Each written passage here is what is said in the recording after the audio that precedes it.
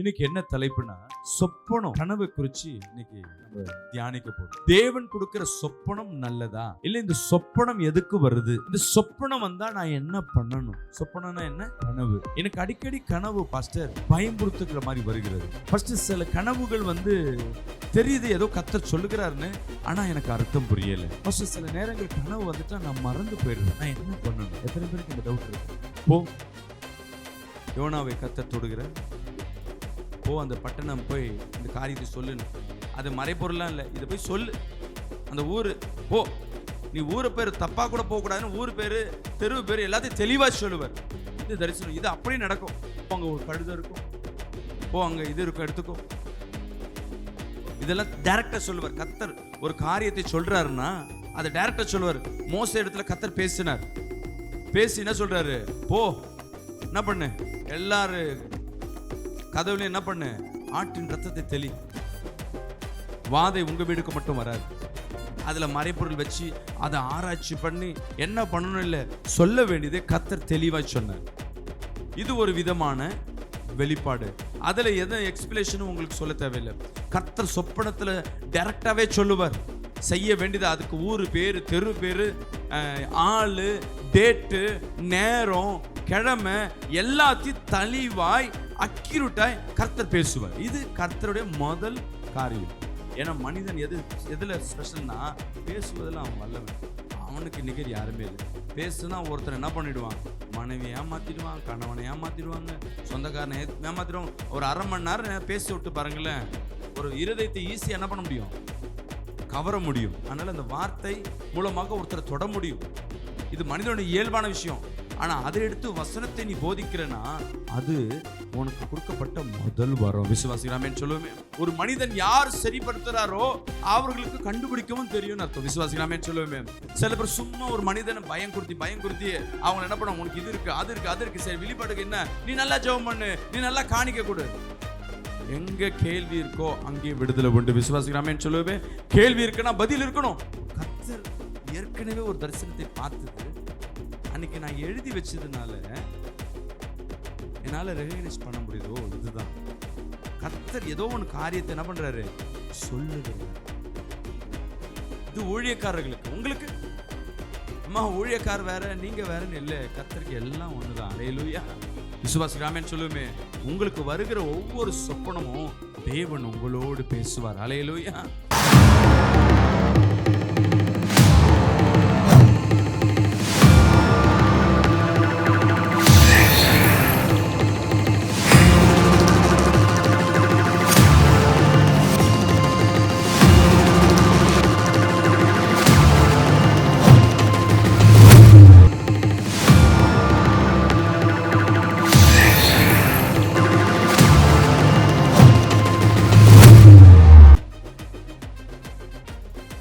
இன்னைக்கு என்ன தலைப்புனா சொப்பனம், கனவு குறிச்சு இன்னைக்கு நம்ம தியானிக்க போறோம். தேவன் கொடுக்கிற சொப்பனம் நல்லதா இல்ல இந்த சொப்பனம் எதுக்கு வருது? இந்த சொப்பனம் வந்தா நான் என்ன பண்ணணும்? சொப்பனம்னா என்ன? கனவு. எனக்கு அடிக்கடி கனவு பாஸ்டர் பயம்புறுத்துக்கிற மாதிரி வருகிறது. ஃபர்ஸ்ட் சில கனவுகள் தெரியுது ஏதோ கர்த்தர் சொல்லுகிறாருன்னு, ஆனா எனக்கு அர்த்தம் புரியல. ஃபர்ஸ்ட் சில நேரங்கள் கனவு வந்துட்டா நான் மறந்து போயிடுறேன். நான் என்ன பண்ணணும்? எத்தனை பேருக்கு இந்த டவுட் இருக்கு? அல்லேலூயா.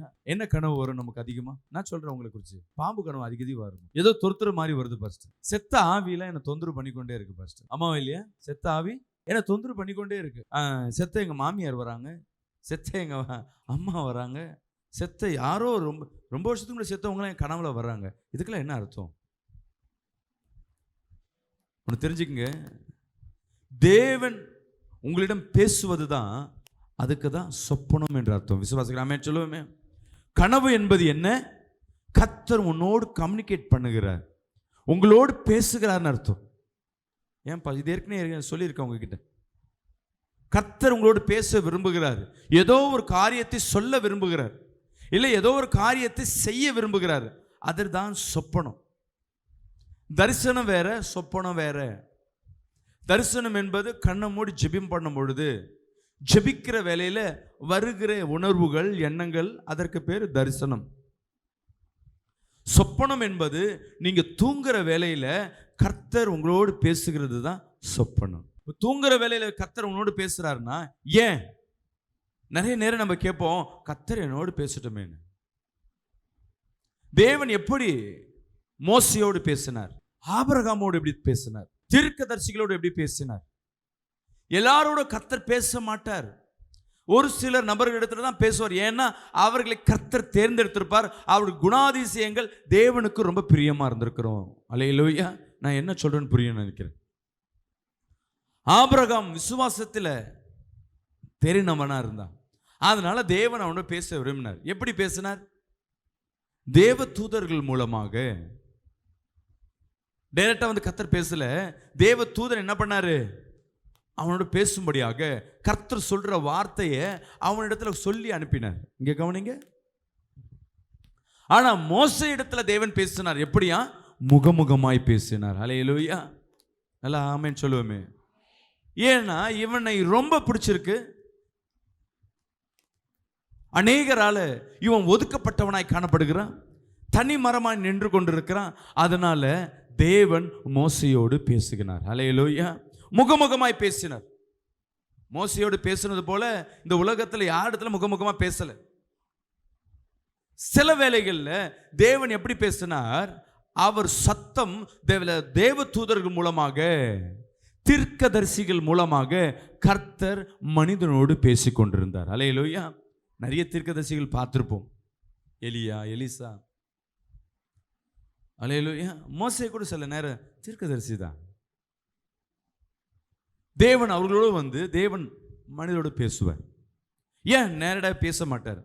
நீங்க கேட்கலாம், ஏன் பாஸ்டர் இப்பதான் முன்ன வந்து பழைய ஏற்பாடு காலத்துல பாவங்கள் மன்னிக்கப்படலை, அதனால தேவன் பேசல. புதிய ஏற்பாடு காலத்துல தேவன் மன்னிச்சுட்டாரு, தேவன் பேசலாம்ல? நிச்சயமா நிச்சயமா கர்த்தர் உங்களோடு பேசுவதற்கு விரும்புகிறார். ஆனா நம்ம அவர் சத்தத்தை கேட்காதபடி, அவரிடத்துல நேரத்தை செலவிடாதபடி இருக்கிறோம். ஒரு அலையிலேயே சொல்லுமே. எப்போ நம்ம விசுவாசிக்கு பார்த்தீங்கன்னா ஜெபிக்க டைம் இல்லை, ஆலயத்துக்கு போக டைம் இல்லை, இல்லை வேலை மெயினாக இருக்கும், குடும்ப பாரங்கள் இருக்கும், சூழ்நிலைகள் ஜாஸ்தி இருக்கும், அதனால ஜெபிக்க முடியாது. ஆமாவா இல்லையா? இதானே உண்மை. இப்போ நம்ம ஜெபிக்க ஜெபிக்க ஜெபிக்க உன் ஆத்துமா, இங்கே நல்லா கவனிங்க, உங்கள் ஆத்துமா, உங்கள் சரீரம், உங்கள் ஆவி, ஆத்துமா இவைகள் கர்த்தருக்கு ஒரு கோட்டுக்குள்ள ஒரே நிலையில் எப்போ அமைகிறதோ அன்னைக்கு நீங்கள் தேவனுக்கு உகர்ந்த பாத்திரமாய் மாறுவீர்கள். அல்லேலூயா. ஆவி கர்த்தருடையது தான், அதில் எந்த மாற்றமும் இல்லை. ஆனால் இந்த மாம்சமானது என்ன பண்ணுன்னா பாவத்திற்கும் இச்சைக்கும் உலக சூழ்நிலைக்கு நேராக கடந்து கொண்டு இருக்கும். ஆனால் இந்த மாம்சத்தை யார் கட்டுப்படுத்தணும்? இந்த ஆத்துமா கட்டுப்படுத்தணும். ஆனால் இந்த ஆத்துமாவானது மாம்சத்தை கட்டுப்படுத்தாதபடி செயலிழந்து போனதுனால நடக்கிற காரியம் என்னவா இருக்கும்? மாம்சம் கெட்டு போனதாய் காணப்படுறதுனால தேவன் உங்களோடு பேசாதபடி, தேவன் உங்களோடு உங்க ஆவியில பேசாதபடி உங்க மாம்சம் உங்களுக்கு தடையா இருக்கு. ஒரு அலையிலேயே சொல்லுமே. என்னது? நீங்க நல்லா கவனிக்கணும். கர்த்தர் உங்களோடு பேசாதபடி எது தடையா இருக்கு? மாம்சம். ஏன்? உங்க ஆத்மா பலவீனப்பட்டுடுச்சு. இந்த உலகத்துல ஒரு இச்சையை பார்த்தோன்னே பார்க்கிறோம், பேசாத இடத்துல பேசுறோம், நடக்காத இடத்துல நடக்கிறோம், போகாத இடத்துக்கு போகிறோம். இப்படியே என்ன பண்றோம்? கடந்து கொண்டே இருக்கோம். ஆவிக்குரிய நேரங்கள் கம்மி தான் இருக்கு. ஆனால் தேவன் என்ன பண்றாரு? இங்க சபைக்குள்ள வரும்பொழுதுதான் ஆவிக்குள்ள காரியங்கள் உனக்குள்ளாக. நல்லா கவனிங்க. சபைக்குள்ள வந்த பிறகுதான் ஆவிக்குள்ளான காரியங்கள்ல நீங்க கடந்து போறீங்க. எவ்வளவு நேரம் யோசிச்சு பாருங்களேன். நல்லா தூங்குறீங்க, நல்லா ஆழ்ந்த தூக்கத்துல தூங்குறீங்க. நல்லா கவனிக்கணும். காலையில் எந்திரிச்சு என்ன பண்ணணும்? வெளியே எங்கேயா ஊருக்கு கிளம்பணும், இல்லை எங்கேயாவது போகணும், இல்லை ஏதாவது ஒரு வேலை செய்யணும். நீங்கள் எந்திரிச்ச எழுப்பி விட்ட உடனே நம்மளால் வேலை செய்ய முடியுமா? சொல்லுங்களேன். பிள்ளைங்களை காலையில் ஸ்கூலுக்கு எழுப்பி விடுங்க பாருங்களேன். எழுப்பி விட்டோடனே அப்படியே தூங்கிட்டே இருப்பான். அந்த டயர்ட்னஸ், அந்த கலக்கம், அந்த தூக்கம் எவ்வளோ நேரம் இருக்கும்? 5 நிமிஷமோ 10 நிமிஷமோ, சில பேருக்கு ½ இருக்கும். எனக்கெல்லாம் பார்த்தீங்கன்னா அந்த டயர்ட்னஸ் ஒரு ½ மணி நேரம் இருக்கு. ஆமாவா இல்லையா? நான் சொல்கிறது புரியுதுங்களா? அந்த சோர்வு ஒரு அரை மணி நேரம் இருக்கும். அந்த அரை மணி நேரம் கழிச்சு தான் நமக்கு முழு பலன் வரும். ஓடுவோம், ஒடியாருவோம், எல்லா வேலையும் செய்வோம். முதல் கொஞ்சம் நேரம் டயர்டாக இருக்கும். ஏன்னா இந்த மாம்சம் நமக்கு என்ன பண்ணாது. ஆனால் ஆத்மா எழுந்திடும். ஆனால் மாம்சம் பலவீனமாக இருக்கும். கொஞ்சம் டயர்டாக இருக்குது, இப்போ தான் எந்திரிச்சிருக்கிறேன், கொஞ்சம் டீ குடிச்சிட்டு நான் வரேன், கொஞ்சம் கிளம்புறேன், இருங்க, வெயிட் பண்ணுங்க. எந்திரிச்ச உடனே சமையல் ஆக்க முடியாது, வெயிட் பண்ணுங்க கொஞ்சம் நேரம் நம்ம சொல்லுவோம். அதே போல தான் நம்ம சபைக்குள்ளே உள்ளே வந்தோடனே வெளியே உலகத்தில் ஃபுல்லாக என்ன பண்ணி கொண்டிருக்கோம், தூங்கிட்டு உள்ளே வந்தோன்னு ஆவியில் பலன் ஆக முடியுமா? கொஞ்சம் ஆராதனையில் மெசேஜில் கலக்க கலக்க கலக்க தான் உன் ஆத்துமா உன் மாம்சம் தேவனுக்கு உண்டானதாய் மாறும் பொழுது கர்த்தர் எப்படி பேசுவார்னா, தேவ ஊழியர் மூலமாய் கர்த்தர் பேசுவார். கரங்களை தட்டி வராமன்னு சொல்லுவோமே, வசனங்கள் மூலமாய் கர்த்தர் பேசுவார். நல்லா கவனிச்சிங்களா? ஆனால் மற்ற நேரங்களில் வீடுகளில் இருக்கும் பொழுது, மற்ற நேரங்களில் உன் ஆவி ஆத்துமா உன் சரீரமும் உன் ஆத்மாவை எங்கே இருக்கு, உலகத்துக்கு உண்டானதாக இருக்கும் பொழுது தேவன் எப்படி பேசுவார் உன்னோட? உன் ஆவி மட்டும் போராடி கொண்டே இருக்கும். இந்த மாம்சமும் ஆத்மாவும் இடம் கொடுக்காது. அதனால கர்த்தர் உன்னோடு பேசணும், ஒரு எச்சரிப்பு சத்தம் சொல்லணும், ஒரு எதிர்காலத்தை சொல்லணும்னா முடியாது. தூங்கும் போது என்ன ஆகும்னா, உன் ஆத்மா என்ன ஆகிடும் சொல்லுங்களேன்? தூங்கும், இளைப்பாரும். உன் மாம்சம் என்ன பண்ணும்? அவ்வளோதான், செத்த பணம் போல் அப்படி கிடக்கும். நல்லா கொரட்டை விட்டு கொசு கடித்தாலும் தெரியாது, பக்கத்தில் இருக்கவன் சீண்டுனாலும் தெரியாது, பக்கத்தில் இருக்கவன் தொந்தரவு பண்ணாலும் தெரியாது. ஆமாவா இல்லையா? இந்த வேலையில் தான் கர்த்தர் உங்களோடு பேசுவார். விசுவாசிக்கலாமேன்னு சொல்லுவோமே. இப்போ மாம்சமும் ஆத்துமாவும் தூங்கின பிறகு இப்போ ஆவி போராடி கொண்டிருக்க வேலையில் ஆவி சத்தம் உன் சிந்தனைக்கு தெரிய ஆரம்பிக்கும். விசுவாசிக்கலாமேன்னு சொல்லுவோமே. தேவன் பேசுகிற ஆவின் சத்தம் சிந்தனைக்கு தெரியும், அது சில செயல்பாடுகளையும் உண்டு பண்ணும். இப்போ ஏன் கர்த்தர் உங்களோடு சொப்பனத்தில் பேசுகிறாருன்றதுக்கு அர்த்தம் சொல்லுகிறது. ஆனால் நீங்கள் வீட்டில் ஜெபிக்கிற ஆளாக இருக்கிறீங்கன்னா கவனிங்க, துதிக்கிற ஆளாக இருக்கிறீங்க, நல்லா 1 மணி நேரம் 2 மணி நேரம் வீட்டில் ஜெபிக்கிறீங்கன்னா, ஜெப வேலையில் வசன வேலையிலே கர்த்தர் உங்களோடு பேசுவார். ஒரு கரங்களை தெரிய வராமன்னு சொல்லுவோமே. தரிசனத்தை கேட்டீங்கன்னா, நிறைய பேர் இன்னைக்கு என்ன பண்ணுறோன்னா, ஜெபம் வசனம் படிச்சுட்டு உங்கள் வேண்டுதலை என்ன பண்ணுறோம், அவரிடத்தில் சொல்லிட்டு படுத்துடுறோம். ஆனால் ஒரு சில பேர், நான் இங்கே 100 பேர் ஜெபிக்கிறாங்க, 100 பேர் ஜெப வீரர்கள் இருக்கிறாங்கன்னா, ஆனால் அவங்களோட பேசிக்கொண்டே இருக்கும் போது ஒரு சிலருக்கு மட்டும் என்ன தாகம் இருக்குன்னா, நான் தேவனை தரிசிக்கணும், நான் தீர்க்க தரிசனம் பேசணும், கர்த்தர் எனக்கு வரங்களால் என்னை வழி நடத்தணும் அப்படின்னு ஒரு சிலர் தான் விரும்புவார்கள். விசுவாசிக்கலாமேன்னு சொல்லுவோமே. ஆனால் நிறைய பேர் ஜெபிப்பாங்க. விரும்பாதவர்களுக்கு தேவன் கொடுக்கிறவர் அல்ல. நல்லா கவனிங்க, விரும்புகிறவர்களுக்கு தேவன் அள்ளி கொடுக்கிறவர். விசுவாசிக்கலாமேன்னு சொல்லுவோமே. தட்டுங்கள். தேவன் சொல்லி நீ தட்ட வேணாம், நான் திறக்கிறேன்னு சொல்லியிருக்கிறாரா? இல்லை.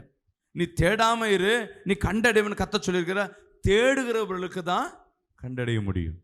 அப்போ ஜெப வேலையில் கர்த்தர் என்னோடு பேசணும், எனக்கு ஒரு அடையாளத்தை கொடுக்கணும், நான் இந்த காரியத்தை செய்கிறேன், எனக்கு அடையாளத்தை கொடுங்க ஆண்டவரே, இந்த செயலை செய்கிறேன், எனக்கு வெளிப்படுத்தலை கொடுங்க, நான் என்ன செய்யணும் என்ன செய்யக்கூடாதுன்னு நீங்கள் கேட்டுக்கொண்டே இருந்தீங்கன்னா, கர்த்தர் தரிசனங்கள்லையும் வசனங்களிலும் உணர்விலையும் ஊழியக்காரர்கள் மூலமாகவும் ஏதோ ஒரு மூலமாக கர்த்தர் உன்னோடு பேசுவார். கரங்களை தட்டி வராமேன்னு சொல்லுவோமே. இப்போ இவைகள் நம்ம செய்யாததுனால, இதில் குறைப்படுகிறதுனால உங்களை கர்த்தராகிய தேவன் கைவிடுகிறவர் அல்ல. ஹல்லேலூயா. தேவன் மனிதனோடு பேசுவதை விரும்புகிறார். ஆதாம் பாவம் செய்து ஒதுங்கி போனாலும் தேவனே தேடி வந்து ஆதாமே ஆதாமே எங்க இருக்க, நான் உன்னோடு பேச விரும்புகிறேன். அவன் பாவம் செஞ்சதுனால அவனை தள்ளி வச்சார். ஆனால் இருந்தாலும் அவன் சில தவறுகள் செய்யும் பொழுது, அவன் பிள்ளைகள் தவறு செய்யும் பொழுது தேவன் பேசிக்கொண்டே இருந்தார். அல்லேலூயா. சில நேரங்களில் தவறி விழும்போது அவனுக்கு ஆறுதலை பேசினார். சில நேரங்கள் எதிர்கால வழியை தெரியாத போது கர்த்தர் தீர்க்க தரிசனங்களை பேசி அவனுக்கு வழியை உண்டு பண்ண விதித்தார். அல்லேலூயா. இந்த வேதத்தை படிச்சிங்கன்னா தேவன் மனிதனோடு பேச விரும்பினார். ஏன்னா பேசாமல் இருப்பதற்கு ஒரே தடை பாவம். ஆனால் கவனிச்சிங்கன்னா புதிய ஏற்பாடு காலத்தில் பாவம் மன்னிக்கப்பட்டாலும், நல்லா பாருங்க, உன் ஆதி பாவங்கள் மன்னிக்கப்பட்டாலும் உன் மாம்சமோ உன் சரீரமோ உன் ஆத்துமாவோ தேவனுக்கு உகர்ந்ததா இல்லை, தேவனுக்கு ஏற்றதா இல்லாதனால கர்த்தர் பேசுறது என்ன பண்றாரு, நீ பேசல ஆனா உன் ஆவியோடு நான் பேசுறேன். விசுவாசிக்கிறாமே சொல்லுவோமே. இப்ப ஏன் கர்த்தர் சொப்பனத்துல பேசுறாருன்னு சொல்லிட்டு, ஆனா பேசுவதற்கு உண்டான 2 காரியம். ஒண்ணு நல்லா கவனிக்கணும், கர்த்தர் எப்படி பேசுவாரு, சில காரியங்களை டைரக்டா பேசுவார், சில காரியங்களை இன்டைரக்டா பேசுவார், சில காரியங்களை ஓமையா பேசுவார், சில நேரங்களில் சொல்ல வேண்டியது தெளிவா சொல்லுவார். தெளிவா பேசுவார். போ, இந்த ஊருக்கு போ, இந்த இடத்துல இந்த நபர் இருப்பாங்க, அப்போஸ்தலர்கிட்ட கர்த்தர் பேசுவார். சொன்னது போலவே சீஷர்கள் அங்க போவாங்க, அங்க அற்புதம் பார்த்திருப்பாங்க. போ, இந்த பட்டணத்துக்கு போ, நல்லா கவனிங்க, போ, யோனாவை கர்த்தர் தொடுகிற, போ அந்த பட்டணம் போய் இந்த காரியத்தை சொல்லுன்னு. அது மறைபொருளாம் இல்லை, இதை போய் சொல்லு, அந்த ஊர் போ. நீ ஊரு பேர் தப்பா கூட போகக்கூடாதுன்னு ஊர் பேரு தெருவு பேர் எல்லாத்தையும் தெளிவா சொல்லுவார். இது தரிசனம், இது அப்படியே நடக்கும். போ, அங்க ஒரு கழுதை இருக்கும், போ அங்க இது இருக்கும் எடுத்துக்கோ, இதெல்லாம் டைரக்டா சொல்லுவார். கர்த்தர் ஒரு காரியத்தை சொல்றாருன்னா அதை டைரக்டா சொல்லுவார்.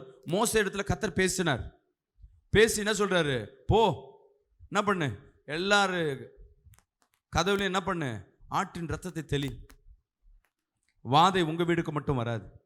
அதுல மறைப்பொருள் வச்சு அதை ஆராய்ச்சி பண்ணி என்ன பண்ணணும் இல்லை, சொல்ல வேண்டியதை கர்த்தர் தெளிவா சொன்னார். இது ஒரு விதமான வெளிப்பாடு. அதுல எந்த எக்ஸ்பிளேஷனும் உங்களுக்கு சொல்ல தேவையில்லை. கர்த்தர் சொப்பனத்துல டைரக்டாவே சொல்லுவார், செய்ய வேண்டியது அதுக்கு ஊரு பேரு தெரு பேரு ஆளு டேட்டு நேரம் கிழமை எல்லாத்தையும் தெளிவாய் அக்யூரேட்டாய் கர்த்தர் பேசுவார். இது கர்த்தருடைய முதல் காரியம்.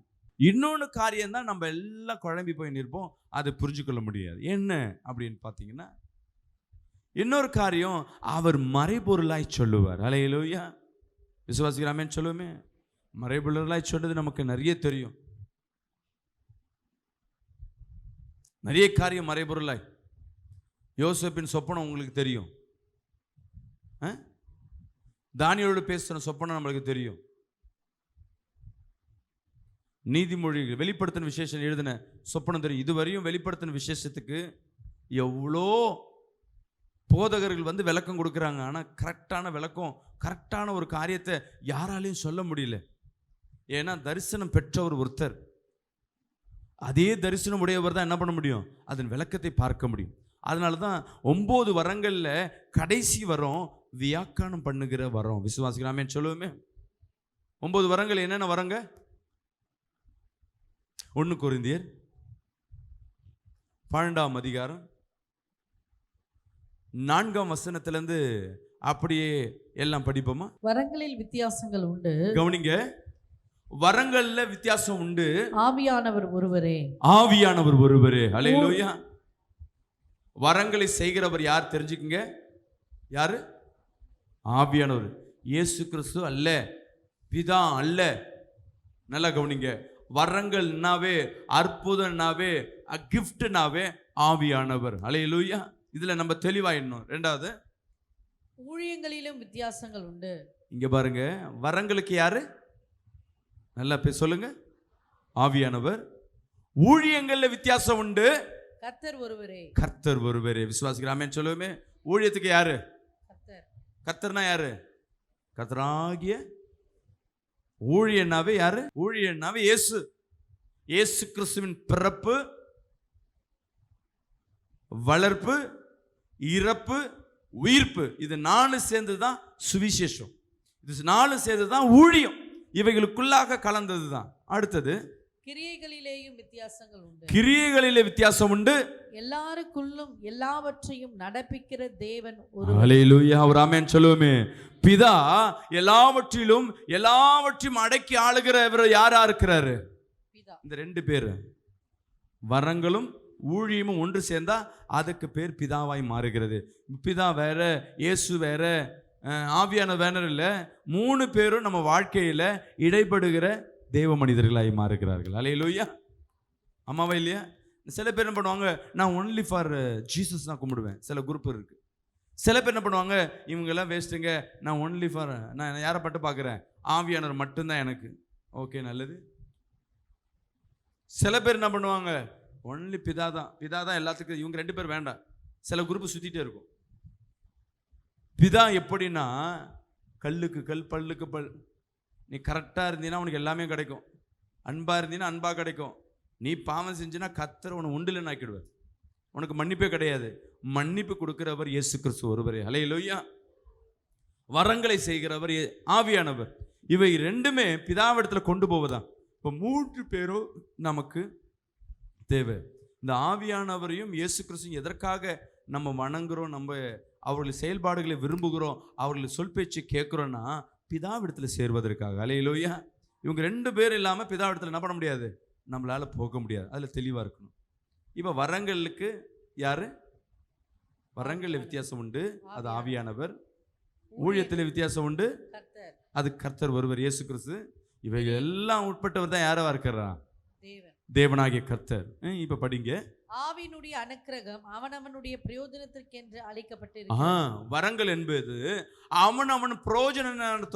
நீ எதை எதிர்பார்க்கிற, நீ என்ன எந்த அளவுக்கு உன் ஆத்மாவும் சரீரமும் தேவனுக்கு ஒத்து இருக்கு, அதுக்கேற்றவாறு உனக்கு வரங்களை கர்த்தர் பகிர்ந்தளிக்கிறேன்றார். ஊழியக்காரர் சொல்லுவாங்க, நான் நல்லா வசனம் பேசுவேங்க, எனக்கு அதுதான் கிருபை. நான் நல்லா தீர்க்கதரிசனம் பேசுவேன், கர்த்தர் எனக்கு அதை தான் அழிச்சிருக்கிறார். நான் நல்லா பிசாசை ஓட்டுவேன், எனக்கு அதுதான் கர்த்தர் வச்சிருக்கிறார். நம்ம நினைப்போம், ஓகே, ஒருத்தருக்கு கொடுக்குற வரம்னா ஒருத்தருக்கு தான் என்ன பண்ணுவார், கர்த்தர் கொடுப்பாருன்னு நம்ம நினச்சிக்கிறோம். விசுவாசிக்கிறாமேன்னு சொல்லுவோமே. அல்லேலூயா, அல்லேலூயா. விசுவாசிக்கிறவங்க நம்ம நினச்சிப்போம் இப்படிதான் சூழ்நிலை. வரங்கள் எல்லாம் ஒருத்தருக்கு ஒரு விதமாக வரங்கள் இருக்கும். சில ஊழியக்காரங்க பேசுவாங்க, கட்டுகள் உடைக்க தீர்க்கதரிசனம் இல்லாத ஊழியக்காரனா சொல்லுவாங்கன்னா, அவங்களுக்கு அந்த வரங்க, எனக்கு இந்த வரங்க, எனக்கு கர்த்தர் வசனத்தை போதிக்கிற வரம் கொடுத்துருக்கிறார். அப்படி இல்லை. அவன் கிரியைக்கேற்றபடி நீ அவ்வளோதான் என்ன பண்ணியிருக்க, பலப்பட்டிருக்க. அதனால வசனம் இன்னும் கொஞ்சம் பலப்பட்டினா அடுத்தது, இன்னும் கொஞ்சம் பலப்பட்டினா அடுத்தது. அப்போ நீ எந்த ரேங்க்ல இருக்கிற, உங்க ஊழியக்காரர் எந்த ரேங்க்ல இருக்கிறாருன்னு அந்த வரங்கள் சொல்லும். விசுவாசிக்கிறாமேன்னு சொல்லுவோமே. எல்லாத்துலேயும் பாஸ் ஆகிட்டா 9 வரமோ அந்த ஊழியக்காரர்களுக்கு சரி, விசுவாசிக்கும் சரி, தேவன் கொடுக்க ஆயத்தமாக இருக்கிறார். அல்லேலூயா. நான் கொஞ்சமாக ஜெபம் பண்ணுறேன், நல்லா கவனிங்க, கொஞ்சமாக ஜெபம் பண்ணுறாங்க, கொஞ்சமாக தேவனத்தில் இருக்காங்க, அவங்க ஒரு விதம் வல்லமை பெற்றிருப்பாங்க, நன்மை பெற்றிருப்பாங்க. அதே போல தான் தேவனத்தில் நீ எவ்வளவாய் உள்ள ஐக்கியமாக இருக்கிற, எவ்வளவா ஐக்கியமாக. சில பேர் வசனத்தை மட்டுமே படிப்பாங்க, விசுவாசம் இருக்காததுனால தான் அற்புதங்க அடையாளங்கள் அவங்க வாழ்க்கையில் நடக்காது. இந்த பிசாசு துரத்த அவங்களுக்குள்ள என்ன இருக்காது, விசுவாசம் இருக்கு. மெயின் வரங்களுக்கு காரணம் விசுவாசம். அந்த விசுவாசம் எங்கேருந்து வருது, இயேசு கிறிஸ்துவின் மூலமாக ஒவ்வொரு மனிதனுக்கும் விசுவாசம் வரும். சில பேர் வார்த்தையை மட்டும் படிச்சுப்பாங்க. இஸ்ரவேலுக்கு உண்டான குறி சொல்லுதில்ல, சில ஊழியக்காரர் சொல்றாரு ஒரு விசுவாசிய, நீ ஆமா அந்த சபைக்கெல்லாம் போற, நீ நல்லா ஜெபி, நீ நல்லா துதி, உனக்கு எல்லாம் சரியாயிடும், நீ சரியா ஜெபம் பண்ணல. அந்தம்மா சொல்லுது, சரி பாஸ்டர் நாங்க போல, நீங்க என் கட்டை உடைங்க, நீ ஜெபம் பண்ணுமா, நீ ஜெபம் பண்ணு, நீ ஜெபம் பண்ணு. அவரால் அது செய்ய முடியாதனால அவங்கள என்ன பண்றது, ஒடுக்குறது. இன்னைக்கு நிறைய ஊழியக்காரர்கள் வரம் பெற்ற ஊழியக்காரர்களை குறித்து என்ன பண்ணி கொண்டே இருப்பாங்க, கிரிட்டிசம் பண்ணிகிட்டே இருப்பாங்க. ஏன்னா அந்த ஆத்மா அவங்கள விட்டு செதறி போயிடக்கூடாது, அந்த ஆத்மா அங்கே விட்டு போகக்கூடாதபடி அவர்கள் பலவீனப்பட்டாலும் சரி, செத்தாலும் சரி, நோய்பட்டாலும் சரி, என் சபையை விட்டு நீ அங்கே போகக்கூடாது. நிறைய பேர்ட்ட நான் சொல்லுவேன், நிறைய பேர் கால் பண்ணுவாங்க, நான் சொல்லுவேன், முதல்ல உங்கள் ஊழியக்கார்ட்ட போயிட்டு பாருங்கள், இல்லை அங்கே ஏதாவது வரம் பெற்ற ஊழியக்கார்ட்ட போய் ஜெபிங்க, முடியலன்னா இங்கே வாங்க. ஏன்னா நம்ம போகிற இடத்துல எங்கே நம்ம ரட்சிக்கப்பட்டோமோ அந்த சபை தான் நம்மளுக்கு விடுதலை கொடுக்க வேண்டிய சபை. இங்கே வரங்கள் இல்லாததுனால நிறைய பேர் நம்ம வரங்கள் என்ன பண்ணுறாரு, கர்த்தர் அவன் கிரியைக்கு தக்கதாக பகிர்ந்தளிக்கிறார். அப்போ உங்கள் வரங்கள் வெறும் வசனம் மட்டும்தான் இருக்குன்னா அது பேசிக். வசனத்தில் பாருங்க, வரங்கள்ல 9 வரம் நம்ம கேள்விப்பட்டிருப்போம். ஒண்ணா நான் சொல்றேன், படிக்கிறேன் பாருங்க, படிமா. எப்படியெனில் ஒருவனுக்கு ஆவியினாலே ஞானத்தை போதிக்கும் வசனமும். இங்க கவனிங்க, நிறைய பேர் நினைச்சிருக்கோம் ஊழியன்னா என்ன, வரங்கள்லாம் என்ன. ஒருவனுக்கு வசனத்தை எடுத்து போதிக்கிறோம் பார்த்தீங்க, ப்ரீச் பண்றோம் பார்த்தீங்களா, இதுதான் முதல் வரம். ஃபர்ஸ்ட் எல்கேஜி இல்லை ஃபர்ஸ்ட் ஸ்டாண்டர்டு படிக்கிற வரும். இது ஈஸியாக யாரும் வேணால் பண்ணலாம். ஏன்னா மனிதன் எதில் ஸ்பெஷல்னா பேசுவதில் அவன் வல்லவன். அவனுக்கு நிகர் யாருமே இல்லை.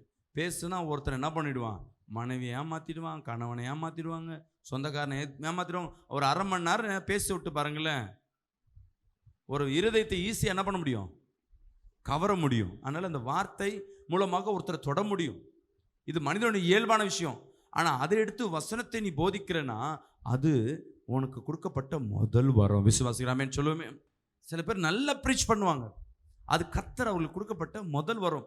அப்போ நீங்கள் ஒன்றும் இல்லை விசுவாசி, நான் அந்த வரம் இருக்கா, வசனத்தை குறித்து ஒரு மனிதன்ட்ட உன் ஃப்ரெண்டு கிட்ட நீ சொல்லி பாரு, இந்த வசனம் இப்படி சொல்லுதுப்பா, கர்த்தர் உன்னை நேசிக்கிறான்னு சொல்லி பாரு, அதுவே முதல் ஊழியம். கரங்களை திட்டு வராமேன்னு சொல்லுவோமே, அது முதல் வரம். ரெண்டாவது வரம் படிப்போம். வேறு ஒருவனுக்கு அந்த ஆவியினாலேயே அறிவை உணர்த்தும் வசனமும்.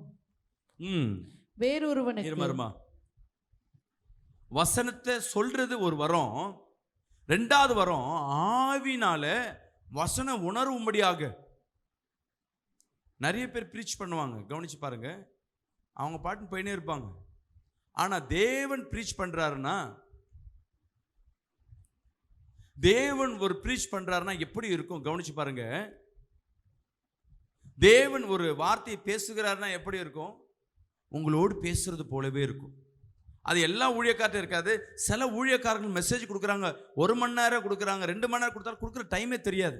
அப்படியே என்ன ½ hour கொடுத்த மாதிரி இருக்கு, கர்த்தர் என்னோடு பேசுறது மாதிரி இருக்கு. வசனம் வர வர சில பேருக்கு கண் கலங்குவாங்க, சில பேர் அப்படியே என்ன பண்ணுவாங்க, நடுங்குவாங்க. சில உணர்வு பேசிக்கொண்டே இருக்கும். ஆவியில உணர்த்துற காரியம்.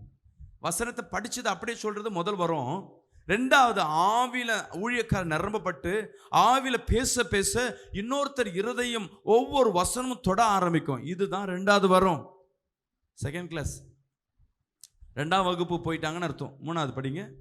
வேறொருவனுக்கு அந்த ஆவியினாலேயே விசுவாசமும். அந்த ஆவியினாலே விசுவாசமும் இங்கதான் மெயின். 3வது வரும் வசனத்தை படிக்கிறதுனால பேசுறதுனால மட்டும் இல்லை. இது 2 விஷயம்தான் வரங்கள்ல. யாருது? போதிக்கிறவங்க கிட்ட இருக்கு. 3வது வரம் வசனத்தை விசுவாசிக்கும். அது யார்கிட்ட இருக்கு? நீங்க உட்காந்துக்கிட்டு வசனத்தை கேட்டுட்டு, இந்த வார்த்தை என்னோடு தான் கர்த்தர் பேசுறாரு, இது எனக்கு தான், கர்த்தர் என்னோடு தான் பேசுறாருன்னு உங்க இருதயம் உணர்ந்து பார்த்தீங்களா?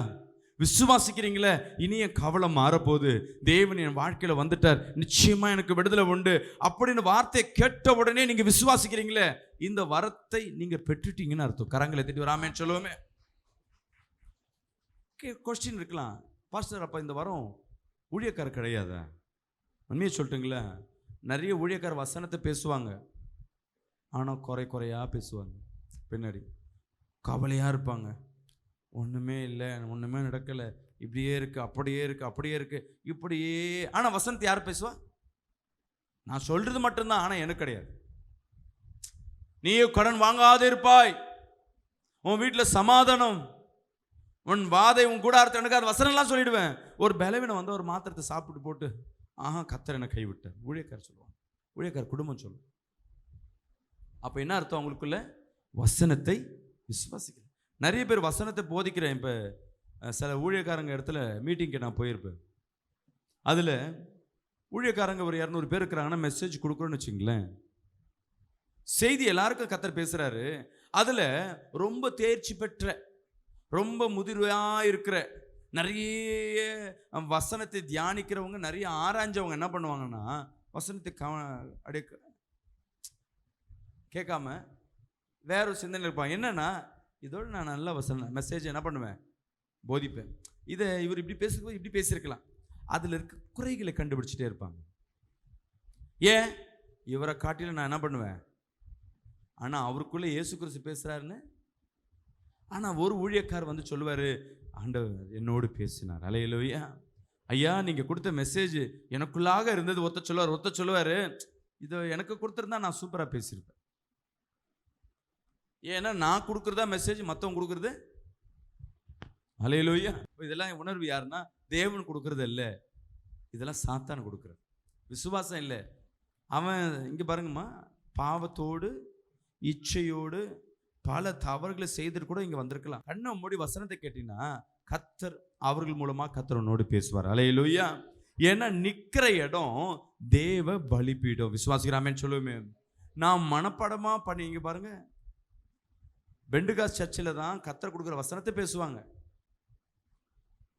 ஆர்சி, ருத்ரன், சிஎஸ்ஐ இங்கெல்லாம் என்னன்னா என்ன மெசேஜ் கொடுக்கணும்னு ஒரு வருஷத்துக்கு முன்னாடி பிரிண்ட் பண்ணி புக்கு கொடுத்துருவோம். அந்த வசனம் தான் அவங்க பேசணும். ஆனா அந்த வசனத்தை அவங்க பேசும்போது சில விசுவாசிகள் இன்னைக்கு கர்த்தர் என்னோடு பேசினார் சொல்லுவாங்க. இவரும் அதை பத்தி தியானிக்க மாட்டார், இருக்கிறத படிச்சிருப்பார் தவிர, ஆனா அந்த வசனம் அவர்களோட கிரி செஞ்சிருக்கும். ஏன்னா அந்த விசுவாசிக்கிறது ஊழியக்காரர் இல்ல, தேவனை விசுவாசிக்கிறாங்க. அல்லேலூயா. நீ தேவனை விசுவாசி கண்ணை மூடி உட்கார்ந்தீன்னா அந்த வசனம் உன்னோடு பேசுதுன்னா கர்த்தர் உனக்கு 3வது வரங்களை கொடுத்திருக்கிறார். கரங்களை திருவிழாமேன்னு சொல்லுவோமே. விசுவாசம் வேற, வசனத்தை விசுவாசிக்கிறது வேற. நான் பேசுறது வரம் வந்து வசனத்தை விசுவாசிக்கிறது. அடுத்தது வேறு ஒருவனுக்கு அந்த ஆவியினாலேயே குணமாக்கும் வரங்கள். 4வது வரம் தான் குணமாக்கும் வரம், வியாதிகளை சுகமாக்குற வரம். என்ன பாஸ்டர், இங்க எத்தனை பேர் வியாதியை குணமாக்குறீங்க? வியாதியை உண்டு பண்ண முடியும் நம்மளால. வியாதியை குணமாக்குறது வரும். இந்த 3 கிளாஸ் முடிச்சாதான் 4ஆம் கிளாஸ்க்கு நேராக கடந்து வரும். இன்னைக்கு சென்னையில் பார்த்தீங்கன்னா 1-2 சபை தவிர மீறி எங்கேயும் லைவ்ல என்ன பண்ண மாட்டாங்க, வியாதி சுகமாகாது. இங்கே ஜெபம் பண்ணிட்டு போவோம், அடுத்த நாள் சுகமாறும், அதுவும் வரந்தான். ஆனால் இன்னும் ஜெபம் பண்ணும்போது இவர்கிட்ட ஜெபம் பண்ணா எனக்கு வியாதி போயிடும் யாராவது ஒரு ஊழியக்காரர் இருக்கிறாங்களா? ஒரு விசுவாசி இருக்கிறாங்களா? இருப்பாங்க. அவங்களாம் மறைக்கப்பட்டிருப்பாங்க, ஒதுக்கப்பட்டிருப்பாங்க, விசேஷமாக தெரிய மாட்டாங்க. ஆனால் அவங்க ஜெபம் பண்ணால் வியாதிகள் சுகமாகும். ஒரு ஆமென் சொல்லுவோமே. இது 4வது வரும். 5வது வரும் சொல்றேன் பாருங்க. வேறு ஒருவனுக்கு அற்புதங்களை செய்யும் சக்தி. அற்புதம்னா என்ன? அற்புதம் என்பது உங்க வாழ்க்கையில எதிர்பார்க்காதது, நடக்கவே முடியாது அப்படின்னு ஒவ்வொருத்தருக்கும் ஒவ்வொரு சூழ்நிலை இருக்கும். அது உன் வாழ்க்கையில நடக்குதுன்னா அதுக்கு பேர் அற்புதம். அல்லேலூயா. எனக்கு நடக்கிறது அற்புதம், உனக்கு அற்புதம் கிடையாது. உங்க இருதயத்துக்கு எதை வாஞ்சி கொண்டு, எதை எதிர்பார்த்து கொண்டிருக்கீங்களோ, எது கிடைக்காது, எது நடக்காது நினைச்சு கொண்டிருக்கீங்களோ, அது நடக்கிறது தான் அற்புதம். அது ஒரு ஊழியக்காரர் மூலமாக, ஒரு தேவ மனிதன் மூலமாக, ஒரு விசுவாசியின் மூலமாக கர்த்தர் நிச்சயமாய் செய்வார். வியாதியை குணமாக்குறது, ஜெபம் பண்ணுவாரு உடனே வேலை கிடைக்கும், ஜெபம் பண்ணுவாரு உடனே கட்டுகள் உடையும், திடீர்னு இருக்கிற மாந்திரிக கட்டுகள் எல்லாம் மாறும், சூழ்நிலை மாறும், சமாதானம் மாறும். இதெல்லாம் அற்புதத்தின் அடையாளம். அல்லேலூயா. பிசாசு ஓட்டுறதும் அற்புதம் தான். படிங்க. இப்ப 5ஆம் கிளாஸ் முடிச்சாச்சு, 6ஆம் கிளாஸ். வேறொருவனுக்கு தீர்க்க தரிசனம் உரைத்தலும். இங்கதான் அடுத்த கேள்வி. தீர்க்க தரிசனம் எங்க வருது? இன்னைக்கு என்ன தீர்க்க தரிசனம் தெரியுங்களா? 10 தீர்க்க தரிசனம் சொன்னா 1 தான் நடக்குது. இந்த 1ஆம் தேதியானா எல்லாம் தீர்க்க தரிசனம் பேசுவாங்க.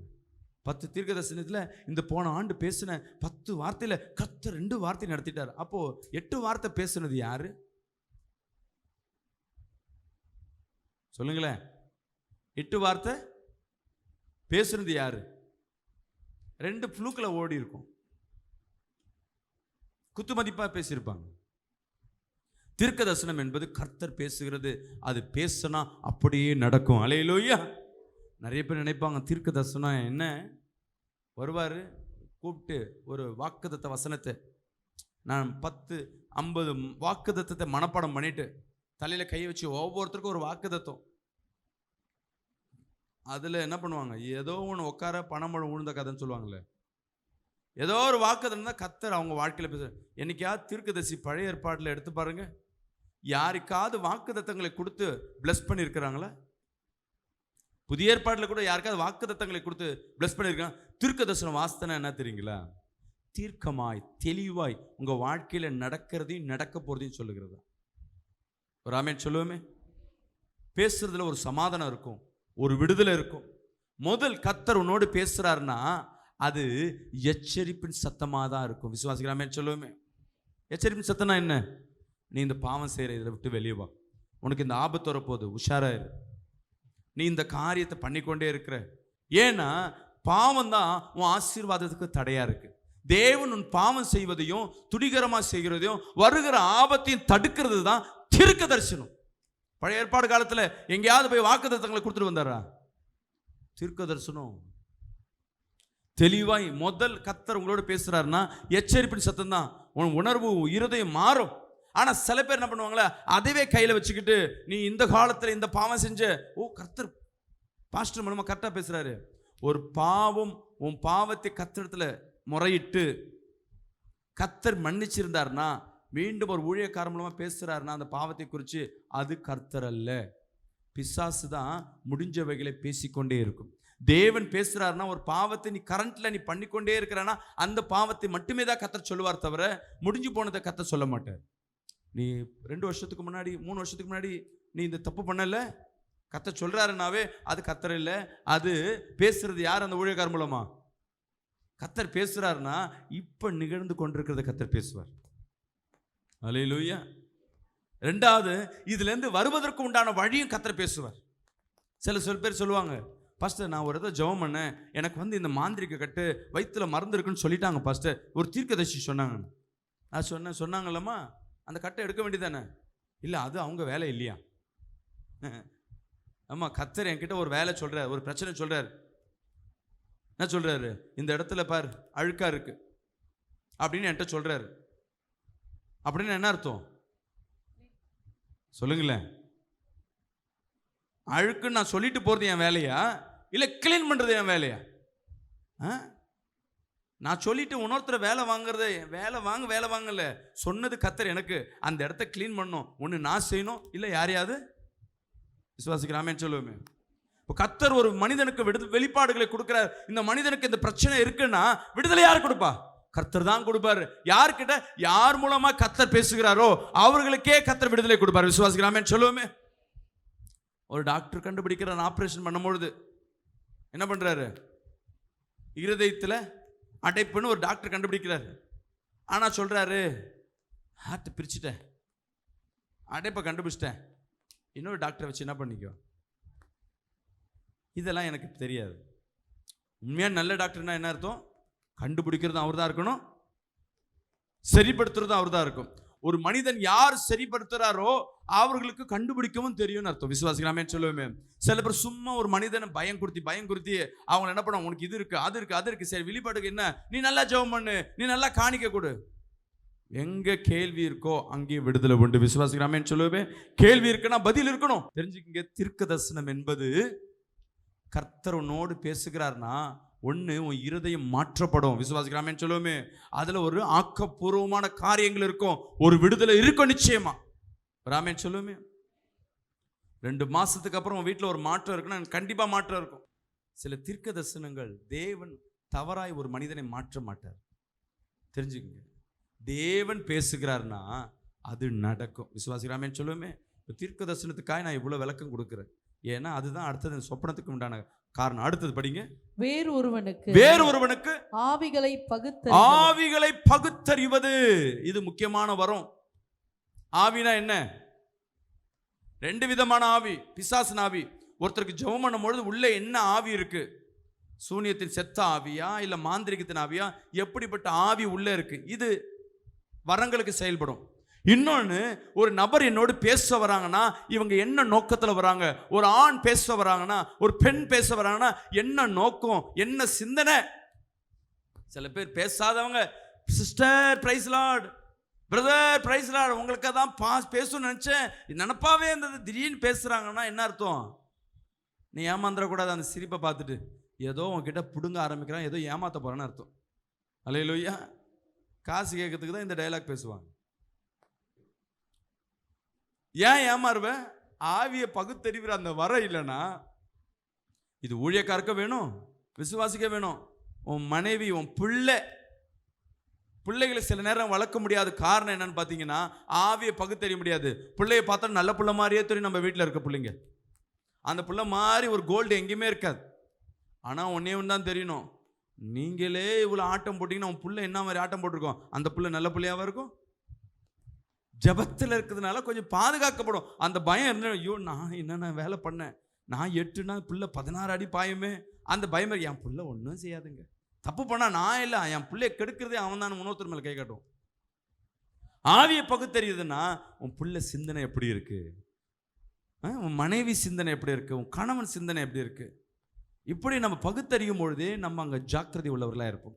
இந்த ஆவின் இது எத்தனாவது வரும்? 7ஆம் படிக்கிறோம், 7ஆம் வகுப்பு. 8ஆம் வகுப்பு படிப்போமா? வேறொருவனுக்கு பற்பல பாஷைகளை பேசுதலும். வேற ஒருவனுக்கு பற்பல பாஷைகள். பற்பல பாஷைனா என்ன? அந்நிய பாஷை. நிறைய பேர் ஸ்ட்ரைட்டா அந்நிய பாஷைக்குள்ள தான் போறோம். ஜெபம் பண்ண உடனே எத்தனாம் வகுப்புக்குள்ள போயிடுறோம் சொல்லுங்களேன்? எல்கேஜி ஃபர்ஸ்ட் ஸ்டாண்டர்ட்லாம் படிக்கல, ஸ்ட்ரைட்டா 8ஆவது படிக்கிறோம். இங்க எத்தனை பேர் அந்நிய பாஷை பேசுறீங்களோ நீங்க ஸ்ட்ரைட்டா என்ன பண்ணிட்டீங்க? 8ஆம் வகுப்புக்கு போயிட்டீங்க. அதனால தான் என்ன பண்றோம், சரியா படிச்சு வராதனால, பேஸ்மெண்ட் சரியா இல்லாதனால அந்த தீர்க்க தரிசனம் சாரி அந்த அந்நிய பாஷையில அதன் வல்லமை புரிஞ்சிக்காதபடி அதில் நிறைய பேர் விழுந்துடுறாங்க. நிறைய பேர் அந்நிய ஜெபம் பண்ணும்போது பிசாசு பிடிச்சிருக்கோம், நான் ஜெபம் பண்ண அந்நிய பாஷை தான் பேசுவாங்க. அப்புறமேட்டு தான் தெரியும் அது பேசுறது அவங்க இல்லை, உள்ள இருக்கிற சாத்தான் பேசி கொண்டிருக்கோம். அவங்களுக்கே தெரியாது நிறைய பேருக்கு. இப்போ கூட பாருங்க, இப்போ ஜெபம் பண்ணி முடிஞ்சு ஈலிங் பிரேயர் நடக்கும்போது பாருங்க, சில பேர் அபிஷேகத்தில் நிரம்பினே இருப்பாங்க, ஆனால் அந்நிய பாஷை பேசிட்டே இருப்பாங்க. ஆனால் பிசாசு காரியம் வெளிப்படும். ஏன்? இந்த முன்னாடி இருக்கிற வசனத்தை போதிக்கல, வசனத்தை விசுவாசிக்கல, வசனத்தை என்ன பண்ணல, உணர்வுல, அப்புறம் தீர்க்க தரிசனம் பேசல, அப்புறம் ஆவிய பகுத்தறியல. இதுல வந்த பிரச்சனை தான் இந்த அந்நிய பாஷை. அந்நிய பாஷை ரொம்ப இம்பார்ட்டன்ட். நம்ம ஸ்ட்ரைட்டா எடுத்தோம் அந்நிய பாஷைக்குள்ள நம்ம போயிடுறோம். பேஸ்மெண்ட் ஒன்னொன்னா கட்டிட்டு வந்தா அந்த அந்நிய பாஷையின் வல்லமையை நம்மளால உணர முடியும். கரங்களை தட்டி ஒரு ஆமென் சொல்லுவோமே. அடுத்தது வேறு ஒருவனுக்கு பாஷைகளை வியாக்கியானம் பண்ணுதல். 9வது வரும். இந்த ஒரு வாசனத்துக்கு தான் வெயிட் பண்ணிட்டு 9ஆம் வகுப்பு என்னது? இதுதான் வந்து பிஹெச்டி போல, இல்லை ஐஏஎஸ் அதிகாரி போல, இல்லை படிப்பிலே சிறந்தது இப்போ இருக்க மெடிக்கல் போல, என்னென்ன படிப்பில் பெஸ்ட் இருக்கோ அதில் பைபிளில் இந்த வியாக்கியானம் பண்ணுவது. வியாக்கியானம் என்ன தெரியுங்களா? சொல்லுங்களேன். சத்தமா விளக்கி சொல்லுவது. யார் சொல்லி யார் விளக்குவது? அந்த காலத்தில் ஒரு மனம் இருக்கும். ஒரு ஊழியக்கார் தீர்க்க தரிசனம் பேசுவார், அந்நிய பாஷை பேசுவார், இன்னொரு ஊழியக்கார் அதுக்கு உண்டான அர்த்தத்தை சொல்லுவார். இப்ப என்ன ஆயிடுச்சுன்னா, அர்த்தத்தை நான் சொல்றேன்னா நான் தான் பெரிய ஊழியக்கார், அந்நிய பாஷை பேசின ஊழியக்கார் டம்மி ஆக்கிடுவாங்க. ஏன்னா உங்க காதுகள் கண்ணுகள் எங்க வரும்? பார்வையெல்லாம் இப்படிதான் மாறிடும். அவருக்குள்ள ஒரு மாறிடும். என்னடா இது, நம்ம பக்கம் யாரும் வரமாட்டுறாங்க, எல்லாம் அங்கே போகிறாங்க. அப்போ நானும் என்ன பண்ணுறேன், தீர்க்க தரிசனம் பேசுகிறேன்னு வராத தீர்க்க தரிசனம் பேசுவாங்க. அங்கேயே அங்கே தேவன் வல்லமே முடிஞ்சு போயிடும். இன்னைக்கு அந்த வரங்கள் செயல்படாதபடி இருக்கு. இன்னொன்று என்னன்னா, ஒருத்தர் பார்க்குற சொப்பனத்திற்கு இன்னொருத்தர் அர்த்தம் சொல்ல முடியும். இதுக்கு பேர் வியாக்கியானம். விசுவாசிக்கிறாமேன்னு சொல்லுவோமே. அந்த வரம் எப்போ இருக்குன்னா, இந்த 9ல் 8 பாஸ் ஆனால் 9வது வரம் செயல்பட ஆரம்பிக்கும். இப்போ சொப்பனத்துக்கு நேராக கடந்து போகணும். முதல் சொப்பனம் கர்த்தர் டைரக்டா பேசுவார், 2வது சொப்பனம் இன்டைரக்டா பேசுவார். இப்போ இந்த சொப்பனம் வந்தால் நம்ம என்ன பண்றது? இதை தான் நம்ம என்ன பண்ண போறோம், பார்க்க போறோம். அல்லேலூயா, அல்லேலூயா. முதலாவது சொப்பனம் வந்துச்சுன்னா நீங்க பண்ண வேண்டிய காரியம், அது என்னவா இருக்கோ இல்லையோ அதை எழுதி வைக்கணும். ஏன் பாஸ்டர் எழுதி வைக்கணும்? எனக்கெல்லாம் வந்து சொப்பனம் ஞாபகம் இருக்கும். ஒரு அம்மா சொப்பனம் பார்த்தேன்னு சொல்றாங்க. அவங்க பாட்டுன்னு சொல்லினே இருக்கிறாங்க 10 நிமிஷம். நான் ஒரு வீட்டில் போய் ஜெபம் பேசலான்னு உட்காந்துட்டேன். பாஸ்டர் இந்த சொப்பனம்னு ஆரம்பிச்சேன், நான் சின்னதாக முடிப்பாங்கன்னு. அவங்க ஒரு 1/4 ஹவர் அந்த சொப்பனத்தை சொல்றாங்க. சரிம்மா எவ்வளோ நேரமா கனவு? பாஸ்டர் 2 நிமிஷம் கனவு. பாஸ்டர் 2 நிமிஷம் கனவை எவ்வளோ நேரம் சொல்லுங்கிறாங்க. இப்போ நான் இதுக்கு விளக்கம் கொடுக்கணும். நான் சொல்றது புரியுதுன்னு நினைக்கிறேன். ஒரு சொப்பனம் வந்தா முதல்ல அதை என்ன பண்ணுங்க, எழுதி வைங்க. ஒரு அலையிலேயே சொல்லுவேமே, சொப்பனம் வந்தா ரைட் பண்ணுங்க. எதுவாக இருந்தாலும் எழுதி வைங்க. ஏன்னா சில நேரங்கள் நாட்களையும் தேதிகளையும் இல்லை எந்த நேரத்தில் எந்த சூழ்நிலையில் கர்த்தர் சொல்லுகிறார் என்பதை என்ன பண்ண முடியும், நம்மளால உணர முடியும். நிறைய பேர் பார்ப்பீங்க, எனக்கு தேவையில்லாத கனவு வருது, இந்த ஆராய்ச்சிகள் சொல்லும், நீ என்ன நினைச்சிட்டு படுக்கிறியோ அதே நடக்கும். சொப்பனம் கர்த்தரால் உண்டாக்குறது மட்டுமே. அல்லேலூயா. அதற்குள்ளாக மறைப்பொருள்கள் அநேகம் இருக்கு. நீ தேடினா அதை கண்டறிய முடியும். ஒரு அல்லேலூயா சொல்லுவோமே. தேடாததுனால அந்த கர்த்தர் பேசுகிறது வெறும் வார்த்தையாகவே போய் நிற்கிறது. விசுவாசிக்கிறாமேன்னு சொல்லுவோமே. மீண்டும் அந்த வசனத்தை படிப்போம். நான் ஒரு வசனத்தை சொல்கிறேன். தானியேல் 7ஆம் அதிகாரம் 1ஆம் வசனத்தை வாசிப்போம். தானியேல் 7ஆம் அதிகாரம் 1ஆம் வசனத்தை. பாபிலோன் ராஜாவாகிய பெல்ஷாத்சாரின் முதலாம் வருஷத்திலே தானியேல் ஒரு சொப்பனத்தையும், தானியேல் என்ன பண்றானா, ஒரு சொப்பனத்தையும், தன் படுக்கையின் மேல் தன் தலையில் தோன்றின தரிசனங்களையும் கண்டான். படுக்கையின் மேல் தன் தலையில தோன்றின தரிசனங்களையும் கண்டான். பின்பு அவன் அந்த சொப்பனத்தை எழுதி காரியங்களின் தொகையை விவரித்தான். அல்லேலூயா. எழுதி வைக்கணும். அது என்ன நடக்குதோ சரியோ அந்த டேட்டு போட்டு ஒரு நோட்டை போட்டு எழுதி வைங்க. நல்லா கவனிக்கணும். நம்ம இன்னைக்கு நிறைய பேர் சொப்பனத்தை குறித்து நிறைய பேர் மெசேஜ் கொடுக்குறாங்க. நிறைய பார்க்குறேன். ஒரு காரியம் மாதிரி இன்னொரு காரியம் என்ன பண்ணாது, இருக்காது. எனக்கு நடந்தது வேற, உங்களுக்கு நடக்கிறது வேற. விசுவாசிக்கிறாமேன்னு சொல்லுவோமே. என் உணர்வு வேற, உங்க உணர்வு வேற. என் செயல்பாடுகள் வேற, உங்க செயல்பாடுகள் வேற. கர்த்தர் ஒவ்வொருத்தருக்கும் ஒரு விதமாய் பேசுவார். ஆனா வியாக்கியானம் என்பது தேவ ஆவியான நிரப்பப்படும் பொழுதுதான் அந்த சொப்பனத்தின் அர்த்தத்தை தெளிவாய் தெரிய முடியும். விசுவாசிக்கிறாமேன்னு சொல்லுவோமே. ஒரு ஊழியக்காரத்தை சொல்றீங்க அப்படின்னா கூட முதல் எழுதி வைக்கணும். அடுத்த ஆண்டு ஏதோ ஒரு காரியம், ஒன்றும் இல்லைம்மா, ஒரு சொப்பனத்தை நான் பார்க்கிறேன் ஒரு காலகட்டங்களில். என்ன சொப்பனம்னா, ஒரு இடத்துல போயிட்டு நான் என்ன பண்ணுறேன், ஒரு சபை அப்போ தான் ஒரு கூட்டத்தை ஆரம்பிச்சுட்டு இருக்கேன். ஒரு சொப்பனத்தை பார்க்குறேன். எப்படின்னா, வெறும் காய்கறியாக இருக்குது. எப்படி? வெறும் கடைகளாக இருக்குது. அந்த காய்கறி நடுவில் போய் நின்றுட்டு கேரட் இதெல்லாம் மெரிச்சிட்டு நான் ஒரு சொப்பனத்தை பார்க்குறேன். மெரிச்சிட்டு நான் ஒரு பாட்டு பாடின்னு இருக்கேன்.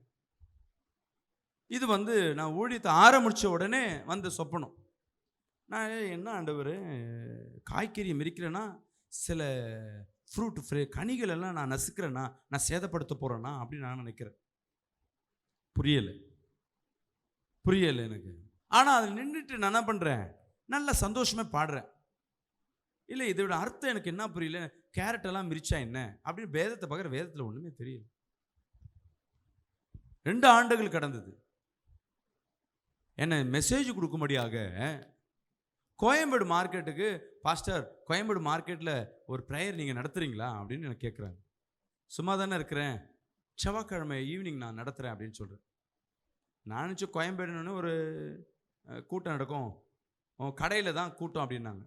சரி, கடைன்னா என்ன இருக்கும், டோர்லாம் போட்டுனா. கோயம்பேடு போனதில்லை, உள்ளெல்லாம் மார்க்கெட்டு உள்ள. சரி போகலான்னு சொல்லிட்டு நான் 5:30 மணிக்கு கிளம்பி 6 மணிக்கு போகிறேன். போனால் மார்க்கெட்டுக்குள்ளே போகிறேன். வெறும் என்ன இருக்குது, காய்கறிலாம் மெரிச்சிட்டு தான் போயின்னு இருக்கும். அப்படியே காலெல்லாம் ஒரு மாதிரி. ஷூ வேறு போட்டுனா, ஃபஸ்ட்டு இனிமேட்டு வந்தால் ஷூ போட்டு வராதிங்க, நீங்கள் சில்பர் போட்டு வாங்க. நான் வேலைக்கு போய்ட்டு ஸ்ட்ரைட்டாக வந்துட்டேன். என்னடா இது, எங்கே போகிறேன் எப்படி இருக்கும், வாங்க கொஞ்சம் தூரம் போகலாம். அப்படியே சந்தா உள்ளேட்டு போய்ட்டு ஒரு கடைக்கு இட்டுன்னு வராங்க. கடைன்னா டோர்லாம் கிடையாது. அது எத்தனை பேர் கோயம்பேடு உள்ள மார்க்கெட் போயிருக்கீங்க? டோர் கிடையாது, வெறும் திண்ணை மாதிரி இருக்குது. இந்த திண்ணையில் 3 கடைன்னு வச்சுங்களேன். இங்கே ஒரு திண்ணை, இங்கே ஒரு பில்லு இருக்கும், அவ்வளோதான் டிஃப்ரெண்ட்டு. இந்த காலி இடத்துல நீ என்ன வேணால் விற்றுக்கலாம். நான் சுற்றி போய் இதுதான் கடையா? அங்கே ஒருத்தர் வியாபாரம் பண்ணுகிறாரு, அங்கே ஒரு வியாபாரம்.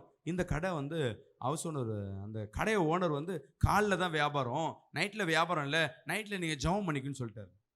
சரி, ஆளில் எங்கே உட்காருவாங்க, இப்படி போகிற ரூட்லேயே உட்காந்துக்கலாமே அப்படின்றாங்க. ஏற்கனவே வந்த பாஸ்டர் அப்படி தான் நடத்தினாருங்க. அவரையும் வரல, இல்லை வந்தார். அவர் மெசேஜ் கொடுக்கும்போது திட்டும் போது ஒருத்தர் அடிச்சுட்டு போயிட்டாங்க. இப்போ நான் கொடுக்கணுமா கொடுக்கக்கூடாது? ஏன் வாயும் சும்மா இருக்காது, ஏதாவது பேசுகிறோம். எனக்கு பயம். நான் அந்த கூட்டம் வந்து பிரதர்கிட்ட, என்ன எனக்கு மாட்டி விடுறீங்க, ஏற்கனவே ஒருத்தர் அடிச்சுட்டு போயிருக்காங்க, நான் அடி வாங்கணுமா? நீங்கள் அப்படிலாம் பேச மாட்டீங்க ஐயா. ஐயா என் வாய் சும்மா இருக்காது, நான் ஏதாவது புஸ்குன்னு சொல்லிட்டேன்னா என்ன ஆகிடும்? பார்ப்போம், ஊழியம் தானே, பண்ணுங்கன்றாங்க. இங்கெல்லாம் வரங்கள் இல்லை, பற்றவங்க யாருமே இல்லை. நீங்கள் ஜெபம் பண்ணிங்கன்னா இங்கே நிறைய பேருக்கு விடுதலை இருக்குல்ல. என்ன பண்ணுறோம், நானும் என்ன பண்ணுறேன், உட்கார்ந்துருக்கேன். போயிட்டு வந்துட்டு அந்த சின்ன பாதை அதில் மீன்பாடியெல்லாம் அங்கே தான் 2 பேர் உட்காந்துருக்காங்க. ஆட்கள் பார்த்தீங்கன்னா யாருமே இல்லை. நடத்துகிறவங்க ஒரு 5 பேர் 4 பேர் அவங்க அந்த கடையில் உட்காந்து கேட்பாங்க. ஒரு ஸ்பீக்கர் வேறு போட்டோம். எனக்கு ரொம்ப ஒரு மாதிரி அன்னிசியாக இருந்தது. என்ன இப்படி பண்ணுறோன்னு. சரி ஆண்டவரே ஏதோ கூப்பிட்டு வந்தீங்க. ஒருத்தவங்களும் உற்சாகமாக பாடிட்டே இருக்கிறாங்க. பாஸ்டர் இப்போ நீங்கள் மெசேஜ் கொடுங்க பாஸ்டர். மெசேஜ் கொடுக்கும்போது கண்ணை மூடின பாருங்களேன். அப்போ அன்னைக்கு பார்த்த தரிசனத்தை கர்த்தர் வெளிப்படுத்தி காட்டுறேன். அல்லேலூயா. விசுவாசிக்கிற ஆமென் சொல்லுவோமே. இப்போ நான் பாடணுமா மெசேஜ்? அப்போ அந்த சொப்பனத்தில் நான் பாடினேன். இப்போ நான் மெசேஜ் கொடுக்க வந்திருக்கிறேன். என் வேலை என்னவோ அந்த மெசேஜ் நான் கொடுக்குறேன். ஆனால் உணர்த்தினே இருக்கு, பாட்டின்றே இதில் உணர்த்துமே. அதுதான் இது, அதுதான் இது. நான் ஜெபம் பண்ணி மெசேஜ் கொடுத்துக்கிட்டே இருக்கிறேன். கொடுத்து முடிச்சு லாஸ்ட்டாக ஒரு கொடுக்க அங்கே போயிட்டு வந்தவங்களாம் அப்படியே உட்காந்துட்டாங்க. 2 பேர் நின்ட்டாங்க. அந்த பக்கம் யாரும் வரக்கூடாது, இந்த பக்கம் யாரும் வரக்கூடாது. அவங்க யாருமே எங்கள் ஆளுங்க கிடையாது. மெசேஜ் கொடுக்குறேன். அந்த 3/4 மணி நேரம் மெசேஜ் கொடுக்குறேன். அவங்கெல்லாம் அப்படியே உட்காந்து ஒருத்தர் அழுதுனே இருக்கிறார். வெளியே ஏதோ மார்க்கெட்டுக்கு வந்தவர், ஒருத்தர் வியாபாரம். ப்ரேயர் முடிச்சுட்டு லாஸ்ட்டாக ஹீலிங் ப்ரேயர் 10 நிமிஷம் ஜெபம் பண்ணுறேன். அங்கே இருக்கிறவங்களாம் அங்கே தானாகவே ஆடுறாங்க. ஒருத்தர் கடைக்குள்ளே உருள்றாங்க. ஒருத்தருக்கு உடம்பெல்லாம் கட்டி கொழுப்பு கட்டி. அவர் போகாத சர்ச்சில் அவர் தான் நடத்துகிறார். ஜெபம் பண்ணி அவர் தான் முதல் உருள்றார். முடிச்ச பிறகு அவர் உடம்புல என்ன இல்லை, பல வருஷமாக இருந்த அந்த கட்டிகள் நீங்க ஆரம்பிச்சு. விசுவாசிக்கிறாமே சொல்லுவோமே. நான் கடைசி வரையும் பாட்டே பாடல. கர்த்தர் ஏற்கனவே ஒரு தரிசனத்தை பார்த்தது. அன்னைக்கு நான் எழுதி வச்சதுனால என்னால் ரெகக்னைஸ் பண்ண முடியுதோ, இதுதான் கர்த்தர் ஏதோ ஒன்று காரியத்தை என்ன பண்ணுறாரு, சொல்லுகிறார். இது ஊழியக்காரர்களுக்கு. உங்களுக்கு அம்மா ஊழியக்கார் வேற நீங்க வேறன்னு இல்லை, கர்த்தருக்கு எல்லாம் ஒன்று தான். அல்லேலூயா. விசுவாசிக்கிறாமேன்னு சொல்லுமே. உங்களுக்கு வருகிற ஒவ்வொரு சொப்பனமும் தேவன் உங்களோடு பேசுவார். அல்லேலூயா. இனிமேட்டு சொப்பனம் வந்தால் என்ன பண்ணும், டேட்டு போட்டு என்ன வருது, பாம்பு இப்படி வந்து, சில பேர் சொல்லுவாங்க பாம்பு இப்படி வந்துச்சு, பாம்பு துரத்திச்சு. அடுத்தது முதல் காரியம்.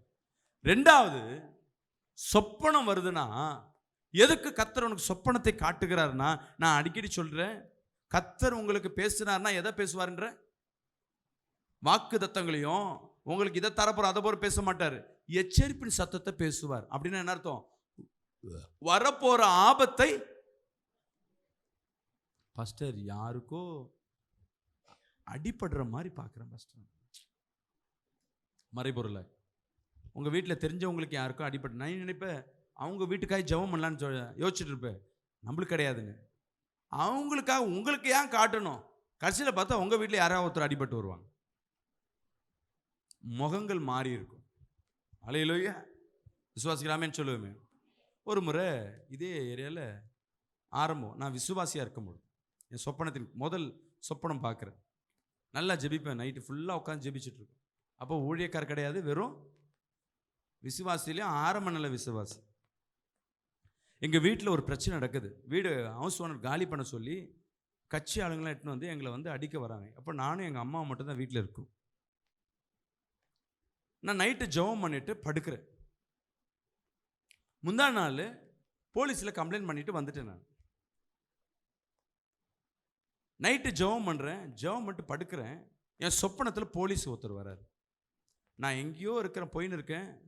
நல்லா ஹைட்டாக ஒயிட்டாக போலீஸ்கார் வர்றாரு. போலீஸ்னாவே அது என்னது, நம்ம நினைப்போம் கெடுதல் நினைப்போம். அதான் இல்லை. அங்கே ஒரு போலீஸ்கார் வர்றாரு. ஒருத்தன் வந்து என்னை அடிக்க ஒரு 4 பேர் வர்றாங்க. அவங்க 4 பேர் என்ன பண்ணுறாரு, இவர் போயிட்டு சண்டை போடுறாரு. சினிமாவில் வரும்போது சண்டை போடுற டப்பு டிப்புன்னு அடிக்கிறாரு. நான் பாட்டு தூரத்தில் நின்று பார்க்குறேன். நான் அவங்கள போய் காப்பாற்றுங்கன்னு கூட அவங்ககிட்ட சொல்லலை.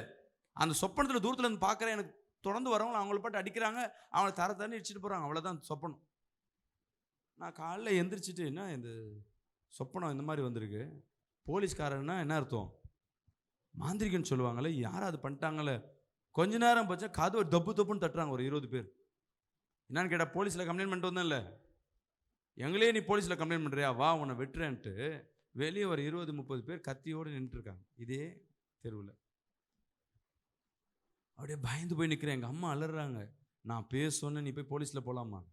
உடனே போலீஸ்க்கு கால் பண்ணுறேன், இன்ஸ்பெக்டருக்கு. சார் இது மாதிரி இருக்கு. ஐயா நீ கம்ப்ளைண்ட் கொடுத்தது யாரை தெரியுங்களா? இந்த ஊர் எம்எல்ஏ கம்ப்ளைண்ட் பண்ணியிருக்கீங்க. அவங்களோட மருமகன் அந்த வீடு. எங்களால் ஒன்றும் பண்ண முடியாது, நான் வேணால் எம்எல்ஏ நம்பர் தரேன், நீங்கள் வேணால் பேசி பாருங்களேன் அப்படின்றாரு. நான் என்ன பண்ணுறேன், எம்எல்ஏவுக்கு கால் பண்ணி பேசுகிறேன். எடுத்துட்டார். எம்எல்ஏ எடுக்கல, எம்எல்ஏ பேர் எடுக்கிறார். நான் யார் பேர் சொல்ல விரும்பல. சொன்ன உடனே உங்கள் தம்பி இது மாதிரி பண்ணுறாரு, நான் கம்ப்ளைண்ட் பண்ணேன், இன்றைக்கி வீட்டு வாசலில் வந்து என்னை வெட்டலான்னு காத்திருக்காரு, எனக்கு நீதி செய்யுங்க அப்படின்னு நான் கேட்குறேன். அவர் ஒன்றும் பேசலை. ஒரு 5 நிமிஷம் வெயிட் பண்ணுங்க, கதவு திறக்காதீங்கன்ட்டார். திருப்பி ஒரு 5 நிமிஷம் கழிச்சு இன்ஸ்பெக்டர் லைனில் வராரு. தம்பி ஒரு 5 நிமிஷம் வரையும் நீ கதவு என்ன இருந்தாலும் திறக்காத அப்படின்னு. கொஞ்ச நேரம் கழிச்சு ஒரு போலீஸ் சவுண்டு கேட்குது, வேற ஒரு நம்பர். நான் தான் கமிஷனர் பேசுகிறேன், கதவு இப்போ திறப்பா அப்படின்றாரு. இல்லை இன்ஸ்பெக்டர் தரக்கூடாது, நான் கமிஷனர் தான் வந்திருக்கேன், வீட்டு வாசலுக்கு திறக்கிறேன். திறந்து பார்த்தா எங்கே இருக்க ஜீப்பும் இங்கே தான் நிற்கிது. எம்எல்ஏ ஏதோ சொல்லி அந்த யார் பிரச்சனை பண்ணாங்களோ அவங்களெல்லாம் அரெஸ்ட் பண்ணி போகிறாங்க. அப்போ சொப்பனத்துக்கு என்ன பண்ணப்பட்டிருக்கு? இப்போ எனக்கு எம்எல்ஏ தான் உதவினார், ஆனால் அதுக்கு தூண்டுகோலாக இருந்தது அந்த ஒரு போலீஸ்கார். விசுவாசிக்கிறாமேன்னு சொல்லுவேன். இப்போ நான் யாருக்கு நன்றி சொல்லணும்? நன்றி கர்த்தருக்கு தான் சொல்லணும். விசுவாசிக்கிறாமேன்னு சொல்லுவேன். அந்த சொப்பனத்தின் வெளிப்பாடுகள் எவ்வளோ. அப்போ ஒவ்வொரு சொப்பனமும் கர்த்தர் உன்னோடு பேசுவார். சொப்பனம் வந்தாவே என்ன பண்ணிடணும்? உட்கார்ந்து ஜெபம் பண்ணணும். எங்கேயோ ஒரு ஆபத்து வருது, யாருக்கும் ஆக்சிடென்ட் ஆகிற மாதிரி, இல்லை ஏதோ தண்ணி வந்து அடிச்சுக்கிட்டு வர மாதிரி, நல்லா கவனிங்க, கடலில் சிக்கிற மாதிரி. சுனாமி வருவதற்கு முன்பாக சபையில் தீர்க்கதரிசனத்தை சொல்கிறேன். நான் ஒரு சொப்பனத்தை பார்க்குறேன், கடல் அலை வந்து என் தலைக்கு மேலே எழும்புற மாதிரி ஒரு சொப்பனத்தை பார்க்குறேன். அடிச்சுட்டு போகுது, எல்லா வீடும் ரொம்புது. சுனாமி இல்லை, 2015 ஒரு தண்ணி வெள்ளம் வந்துச்சு பார்த்தீங்களா? அப்போ சைதாப்பேட்டில் சொல்கிறேன். அப்போ வந்து மழை பெஞ்சிட்டு இருக்கு. ஃபர்ஸ்ட் மழை, 2வது மழையில் தான் அந்த ஏற்பாடு ஆரம்பிச்சது. கரெக்டாக தீபாவளி கிட்ட வந்தது. நான் சொல்கிறது இது மாதிரி ஒரு பெரிய ஆபத்து இருக்குன்னு. அப்போ நான் இருக்கிறது சின்ன சபை, கடல் அலை பொங்குது. நான் கண்ணுக்குன்னா ஒரு அலை வந்து பெருசாக பொங்குது. அப்போ சுனாமி தான் நம்மளுக்கு ஏற்கனவே 2004 வந்தது. அந்த மாதிரி தான் இருக்கும் அப்படின்னு எல்லாருக்கும் நினைப்பு. நான் சொல்கிறேன், இன்னொரு சுனாமி வருதுன்னு நான் சொல்கிறோம். சொப்பனம் பார்த்தது வேற, என் கம்யூனிகேஷன் வேற. ஜெபிக்கிறோம் அவ்வளோதான், சரியா ஜெபம் இல்லை, ஏன்னா பெருசாக இல்லை. ஒரு 5 நாள் 6 நாள் அந்த மழை டெவலப் ஆகினே இருக்கு. திடீர் நைட்டு கதவு தட்டுறாங்க, ஊருக்குள்ளே தண்ணி வருது, அலௌன்ஸ்மெண்ட் பண்ணுறாங்க, எல்லாம் கிளம்பி போங்க. எத்தனை மணிக்கு எந்திச்சு 5:30 மணிக்கு வந்து பார்க்குறோம், எங்கே தண்ணி வருதுன்னு பார்த்தா நாங்கள் இருந்த சைதாப்பேட்டில் லாங்கில் ஒரு இடத்துல தண்ணி இருக்குது. அங்கே ஒரு அங்கே தானே வருது. இப்போ தூக்கத்தை போய் கெடுக்குறீங்க. ஊர் என்ன பண்ணுது? காலி பண்ணும். சொந்த வீட்டை விட்டு நான் எப்படி போகிறது? சர்ச்சு வேறு இருக்காங்க. போயிட்டு நான் படுக்கிறேன். 7 மணிக்கு பார்க்கலாம், 7 மணிக்கு வைஃப் கட்டணும். எங்கே எல்லாம் ஊரே காலி பண்ணி போகிறான், நீங்கள் படுத்துன்னு இருக்கீங்க. தண்ணி எங்கே வந்திருக்கு? உள்ளே போய் பார்த்தா அங்கே வந்து வீட்டுக்கு முன்னாடி சர்ச்சு இருக்கும். சர்ச்சில் இப்போ தான் என்ன இருக்குது, ஒரு இந்த அகலம் இவ்வளோ தான் தண்ணி வந்து நிற்குது. தண்ணி அப்படியே வந்து நிற்குது. என்ன பண்ணுறது தெரியல. ஃபேமிலியெல்லாம் விட்டுட்டு எங்கே போகிறது இந்த டைமில்? சொந்த வீட்டை விட்டு எங்கே போகுது? எல்லாம் என்ன பண்ணுறாங்க, ஒரு ஹவுசிங் போர்டில் போய் தங்குறாங்க. என்னால் போய் ஹவுசிங் போர்டில் தங்க முடியாது, செத்தாலும் என்ன பண்ணிக்கலாம். அப்போ தான் எங்கள் அம்மா உட்காந்து மீன் வரைங்க அரைச்சின்னு இருக்காங்க. மீன் குழம்புலாம் சாப்பிட்டு போகலாம். அவங்களுக்கு எதுனா மீன் மேலே வாங்கின மீன் வேஸ்ட் ஆகிடும்ல, பார்த்துக்கலான்னு. தண்ணி அப்படியே ரொம்ப வீட்டு பக்கம், வீடு என்ட்ரன்ஸ்னா இந்த செகண்ட் படிக்கட்டு இருக்குல்ல, அது வரையும் தண்ணி வந்துருக்கு. எத்தனை மணிக்கு? 8 மணிக்கு இந்த சூழ்நிலை. 8:15 எங்கள் அம்மா அரைஞ்சின்னு இருக்காங்க. அப்போ தான் என் பையன் என்ன பண்ணுறான், குளிச்சுட்டு வெளியே வர்றாரு. தண்ணியை பார்த்தோன்னையும், டேடி தண்ணி வீட்டு வாசல்லே வந்து நிற்கிது, ஜாலியாக அவனுக்கு. நான் என்ன பண்ண பிளான் பண்ண, அப்படி இருந்ததுன்னா எல்லாம் கட்டில் மேலே போய் உட்காந்துக்கலாம், அப்படியே இங்கே சமைச்சு எல்லாத்தையும் வாங்கி வச்சுக்கலாம், இங்கே பிளான் பார்த்துட்டு இருந்தவன் தண்ணி அப்படியே இன்க்ரீஸ் ஆகி இந்த சுவிட்ச் பாக்ஸ் அளவுக்கு வந்துச்சு வாசலுக்கு இந்த பக்கம். எங்கள் வீடு வந்து ஹாலுக்கு மேலே ஒரு பெட்ரூம்லாம் இன்னும் ஒரு 2 அடி கேப் இருக்குது, ஹைட் இருக்குது, பிரச்சனை இல்லை. இவன் பார்த்துன்னு பொத்துன்னு உண்டான். அப்படியே உழுந்துட்டு ஏதாவது பண்ணாலும் பரவாயில்ல, அப்படியே மிதந்துன்னு தலைகீழ மிதந்துன்னு போகிறான். எனக்கு பயம் வந்துடுச்சு. உடனே என்ன பண்ணுறேன், பையனை பிடிச்சி இழுத்துட்டு, அப்போ கர்த்தர் ஏதோ என்ன பண்ணுறாரு சொல்கிற, நான் கிளம்பி போயிடலான்ட்டு எங்கள் அம்மா சொல்கிறேன், நீ வாங்கிட்டு வந்து வச்ச பொருளாக இருக்கு, இதெல்லாம் யார் சாப்பிடுவா? அம்மா சாப்பிடுங்க, நீங்கள் யாரும் என் தம்பி இருக்கான், நீங்கள் சாப்பிடுங்க, நான் கிளம்புறேன்ட்டு. அவங்க மீன் குழம்பு ஆக்காமல் என்ன பண்ண மாட்டேன், வைராக்கி நான் விட்டாம வரேன்னு. என் பிள்ளை என்ன பண்ணுற, அப்போ புல்லட் வச்சுருக்குறேன், எமர்ஜென்சி என்ன பண்ணுறேன், 2-3 ட்ரெஸ்ஸை மட்டும் எடுத்துகிட்டு ஸ்ட்ரெயிட்டாக எங்கள் மாமியார் வீட்டுக்கு வந்தெல்லாம் பிராடி வரலான்னு பிளான். புல்லட் எடுத்துகிட்டு உட்கார வச்சு என் பொண்ணு என் பையனை 3 பேரும் உட்கார வச்சு, இடையில ஒரு பை, மழை பெய்யுது. இதில் வந்து ஒரு 10:30 மணிக்கு அந்த டாடன்ட்ட நகர் இருக்கும், சைதாபேட். உள்ளேருந்து வெளியே வரேன், எல்லா இடத்துலையும் தண்ணி நிற்குது. வண்டி போனால் வண்டி ஆஃப் ஆகிடும். கடைசியாக எங்கே இருக்குன்னா, அப்போ தான் மெட்ரோ ஒன்று போட்டுன்னு இருக்காங்க. மெட்ரோ தண்ணி வந்துட்டு இருக்கு. அந்த மெட்ரோ தண்ணி எப்படி பார்க்குறேன்னா, அங்கே தான் வந்து டவுன்லேருந்து ஆரம்பிக்குது. சைதாபேட்லேருந்து தான் டவுன் ஆரம்பித்து, இங்கேருந்து வந்து நம்ம தண்டையார்பேட்டில் வந்து டவுன் முடிஞ்சு மேலே ஏறணும் மெட்ரோ. ஆரம்ப ஸ்டேஜ். தண்ணி எங்கேயோ ரொம்பி தண்ணி அடிக்குது, அந்த பள்ளத்துலேருந்து தண்ணி அடிக்குது. 10 அடி ஹைட்டில் வந்து தண்ணி வந்து ஏதோ அருவிலேருந்து கொட்டுற மாதிரி கீழே வந்து மேலே ஏறுது. நான் சொப்பனத்தில் பார்த்தேன் பார்த்தீங்களா, நான் கடல் நினச்சேன், அது கடல் இல்லை, தண்ணி. இப்போ இதில் தான் கடந்து நான் போகணும். எப்படி போகிறது? அதை கடந்தால் தான் என்ன பண்ண முடியும், மெயின் ரோடுக்கு வரணும். மெயின் ரோடுக்கு வந்தால் தான் எப்படியே பொறிச்சிடணும். ஆனால் அதை கடக்க வர கர்த்தர் கிருபை திறந்தார். ஹல்லேலூயா. அப்புறம் சுற்றி சுற்றி சுற்றி அப்படியே வீட்டுக்கு வந்தாச்சு. அந்த பெரும் மழையிலேருந்து வெள்ளத்துலேருந்து கர்த்தர் காப்பாற்றினார். ஏன் இதை சொல்கிறேன்னா, பார்க்குற தரிசனம் வேற, கர்த்தர் சொல்கிறது மறைபொருளாக சில சொல்லுவார். நம்ம நினைவுக்கு ஏற்ற மாதிரி இது இப்படி தான் நினச்சிட்டு இல்லாமல், நான் அன்றைக்கி என்ன தப்பு பண்ணிட்டேன்னா, நான் உட்கார்ந்து முழங்கால் போட்டு அந்த ஜபத்துக்காக நான் ஜபம், நான் என்ன நினச்சிட்டு, நான் ஒரு பெரிய தீர்க்கதரிசி மாதிரி, இது தேசத்துக்கு வர்றத பிரச்சனைன்னு நினச்சிட்டு சபை எல்லாருக்கும் மட்டும் நான் ஜெபம் பண்ணல. கர்த்தர் அது எனக்கு தான் காட்டியிருக்கிறாரு. நான் ஜெபம் பண்ணியிருந்தேன்னா அன்னைக்கு அந்த போராட்டம் இல்லாதபடி கர்த்தர் என்னை பாதுகாத்திருப்பார். அல்லேலூயா. ரொம்ப மரணம் வீதியில் தான் அந்த தண்ணி, இவ்வளோ தண்ணி போகுது. புல்லட்டை நின்றுச்சுன்னா அதோடு அவ்வளோதான். நாங்கள் எங்கே நிப்போட தெரியாது. வீடை விட்டு கொஞ்சம் தூரம் வந்தாச்சு, 2 கிலோமீட்டர். அந்த மழையில் ரொம்ப பிள்ளைங்களோட கஷ்டப்பட்டிருப்பேன். ஆனால் அந்த தண்ணி ரொம்பியும் இன்ஜினில் ரொம்பியும் இன்ஜின் ஆஃப் ஆகாமல் வீட்டுக்கு வந்தேன். இது வந்து கர்த்தர் கிருபை. ஆனால் ஒரு தரிசனத்துக்கும் என்ன உண்டு சொல்லுங்க? ஒவ்வொரு தரிசனத்துக்கும் என்ன உண்டு சொல்லுங்களேன், சொல்லுங்களேன். அர்த்தம் உண்டு. அந்த அர்த்தம் தெரியல, என்ன பண்ணலாம்? முழங்கால் போட்டு ஜெபிங்க. விசுவாசிக்கிறாமேன்னு சொல்லுவோமே. சில இது அர்த்தம் தெரிஞ்சிச்சா பரவாயில்ல, ஜெபிங்க. ஆனால் ஜெபம் தான் உங்கள் வாழ்க்கையே மாற்றும். விசுவாசிக்கிறாமேன்னு சொல்லுவோமே. எடுத்து வாசிப்போம். 2 தானியேல் 2ஆம் அதிகாரம் 17ஆம் வசனத்தை வாசிப்போமா? பின்பு தானியேல் தன் வீட்டுக்கு போய் தானும் தன் தோழனும் பாபிலோனின் மற்ற ஞானிகளோடு அறியாதபடிக்கு இந்த மறைப்பொருளை குறித்து பரலோகத்தின் தேவனை நோக்கி இரக்கம் கேட்கிறதற்காக. அல்லேலூயா. அனானியா, மிஷவேல், அசாரியா என்னும் தன்னுடைய தோழர்களுக்கு இந்த காரியத்தை அறிவித்தான். பின்பு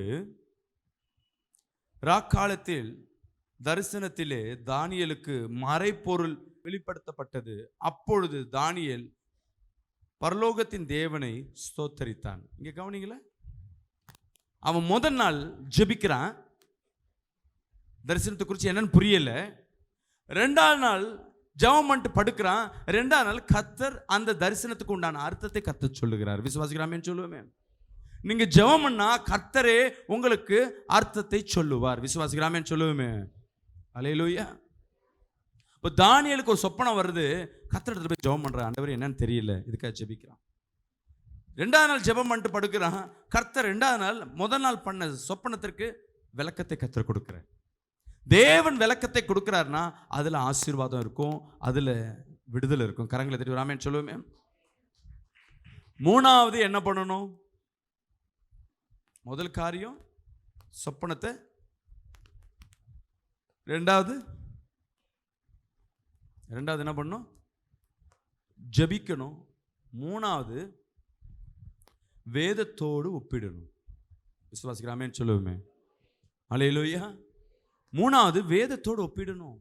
வேதத்தில் எங்கேயாவது இருக்கா? விசுவாசிக்கிறாமேன்னு சொல்லுவோமே. வேதத்தில் எங்கேயாவது இருக்கா? ஆரம்பத்தில் தரிசனம் பார்க்கும் பொழுது சில நட்சத்திரங்களை நான் பார்ப்பேன். கண்ணை மூடினாவே அப்படியே ப்ளூ கலர் நட்சத்திரம். ஒரு ஊழியக்காரர் சொல்றார், ப்ளூ கலர்னா கிருபையா அப்படின்றார். கலர் சொல்றாரு, கலர் ஓகே, நட்சத்திரம்னா என்ன? நட்சத்திரம்னா ராஜாக்களா இருப்பாங்க, இல்லை உன்னை கர்த்தர் நட்சத்திரம் போல் பயன்படுத்துவார். நான் என்ன பண்றேன், வசனத்தை ஒப்பிட்டு பார்த்தா ஆபிரகாமுக்கு கர்த்தர் சொல்றாரு, நட்சத்திரங்களை பார்த்து என்ன சொல்றாரு, பெருக பண்ணுவேன், உன் பிள்ளைகள் இந்த அளவுக்கு பெருக பண்ணுவேன்னு காட்டுறாரு. ஜனங்களை குறிக்கிறது.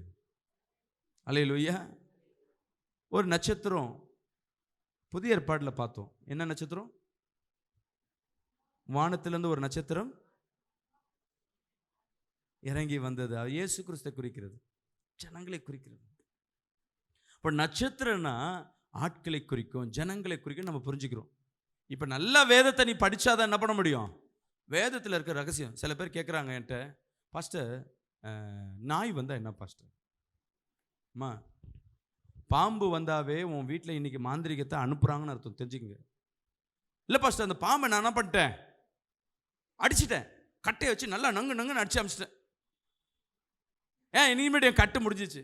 ஆமா, நீ அடித்தாலும் அடிக்கிற பாம்பு கனவுல பார்த்தாவே உனக்கு அன்னைக்கு செய்வினை பண்ணிட்டாங்கன்னு அர்த்தம். நீ உண்மையாக அடிச்சிருந்தீன்னா அப்போ விடுதலை என்னவா இருக்கும்? அதை குறித்து நீ பேசியிருக்கே மாட்டேன். கர்த்தர் சில நேரங்களில் இன்னைக்கு நிறைய ஊழியக்காரர்கள் சொப்பனத்தை குறித்து பேசுகிறாங்க. வெள்ளை நாய் வந்தால் எப்படி, கருப்பு நாய் வந்தால் எப்படி.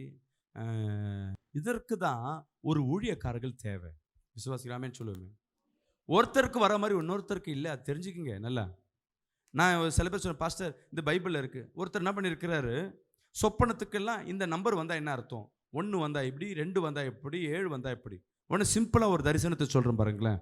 நீங்கள் கண்ணை மூடுறீங்க, கர்த்தர் சொப்பனத்தில் இப்போ என் கையை காட்டுறார். நீங்கள் எதை பார்க்குறீங்க? இந்த இடத்த மட்டும்தான் பார்க்குறீங்க. இது மட்டும்தான் கர்த்தர். இது இங்கே என்னென்ன தெரியுது சொல்லுமா, வாய் இருக்கவங்க சொல்லுங்களேன். இந்த இடத்துல என்ன இருக்கு? வாட்சி, பேனா, கை. இதுதான் சொப்பனம். இதுக்கு என்ன அர்த்தம்? வாட்சின்னா சில நேரங்கள் நேரத்தை குறிக்குதுன்னு அர்த்தம். இங்க நல்லா கவனிக்கணும். ஏதோ ஒரு நேரத்தை கர்த்தர் உன்னோடு பேசுறாருன்னு அர்த்தம். வாட்சினா என்ன கொடுக்கிறது? சில நேரம் வாட்சி மட்டும் நேரம் கண்ணுக்கு தெரியாது, வாட்சி மட்டும் தான் தெரியும். சில நேரம் வாட்சி யார் போடுவா? பிச்சைக்காரன் போடுவானா? சொல்லுமா. ரொம்ப கஷ்டப்பட்டு வேலை செய்கிறவங்க வாட்சி போட்டுனே வேலை செய்வாங்களா? ஃப்ரீயாக இருக்கவங்க, இல்லை கொஞ்சம் வெளியே எங்கேயாவது அலங்காரம் பண்ணிட்டு வெளியே போனால் வாட்சிலாம் போட்டு போவாங்க. அப்போது அது மேன்மையை குறிக்கிறது. நல்லா கவனிக்கணும். பாக்கெட்டில் பேனாவை குறிக்கிறது. பேனாவை எதுக்கு கர்த்தர் காட்டுற? பேனா எதுக்கு யூஸ் ஆகும் சொல்லுங்களேன். வேதத்தில் எங்கே என்ன இருக்கு?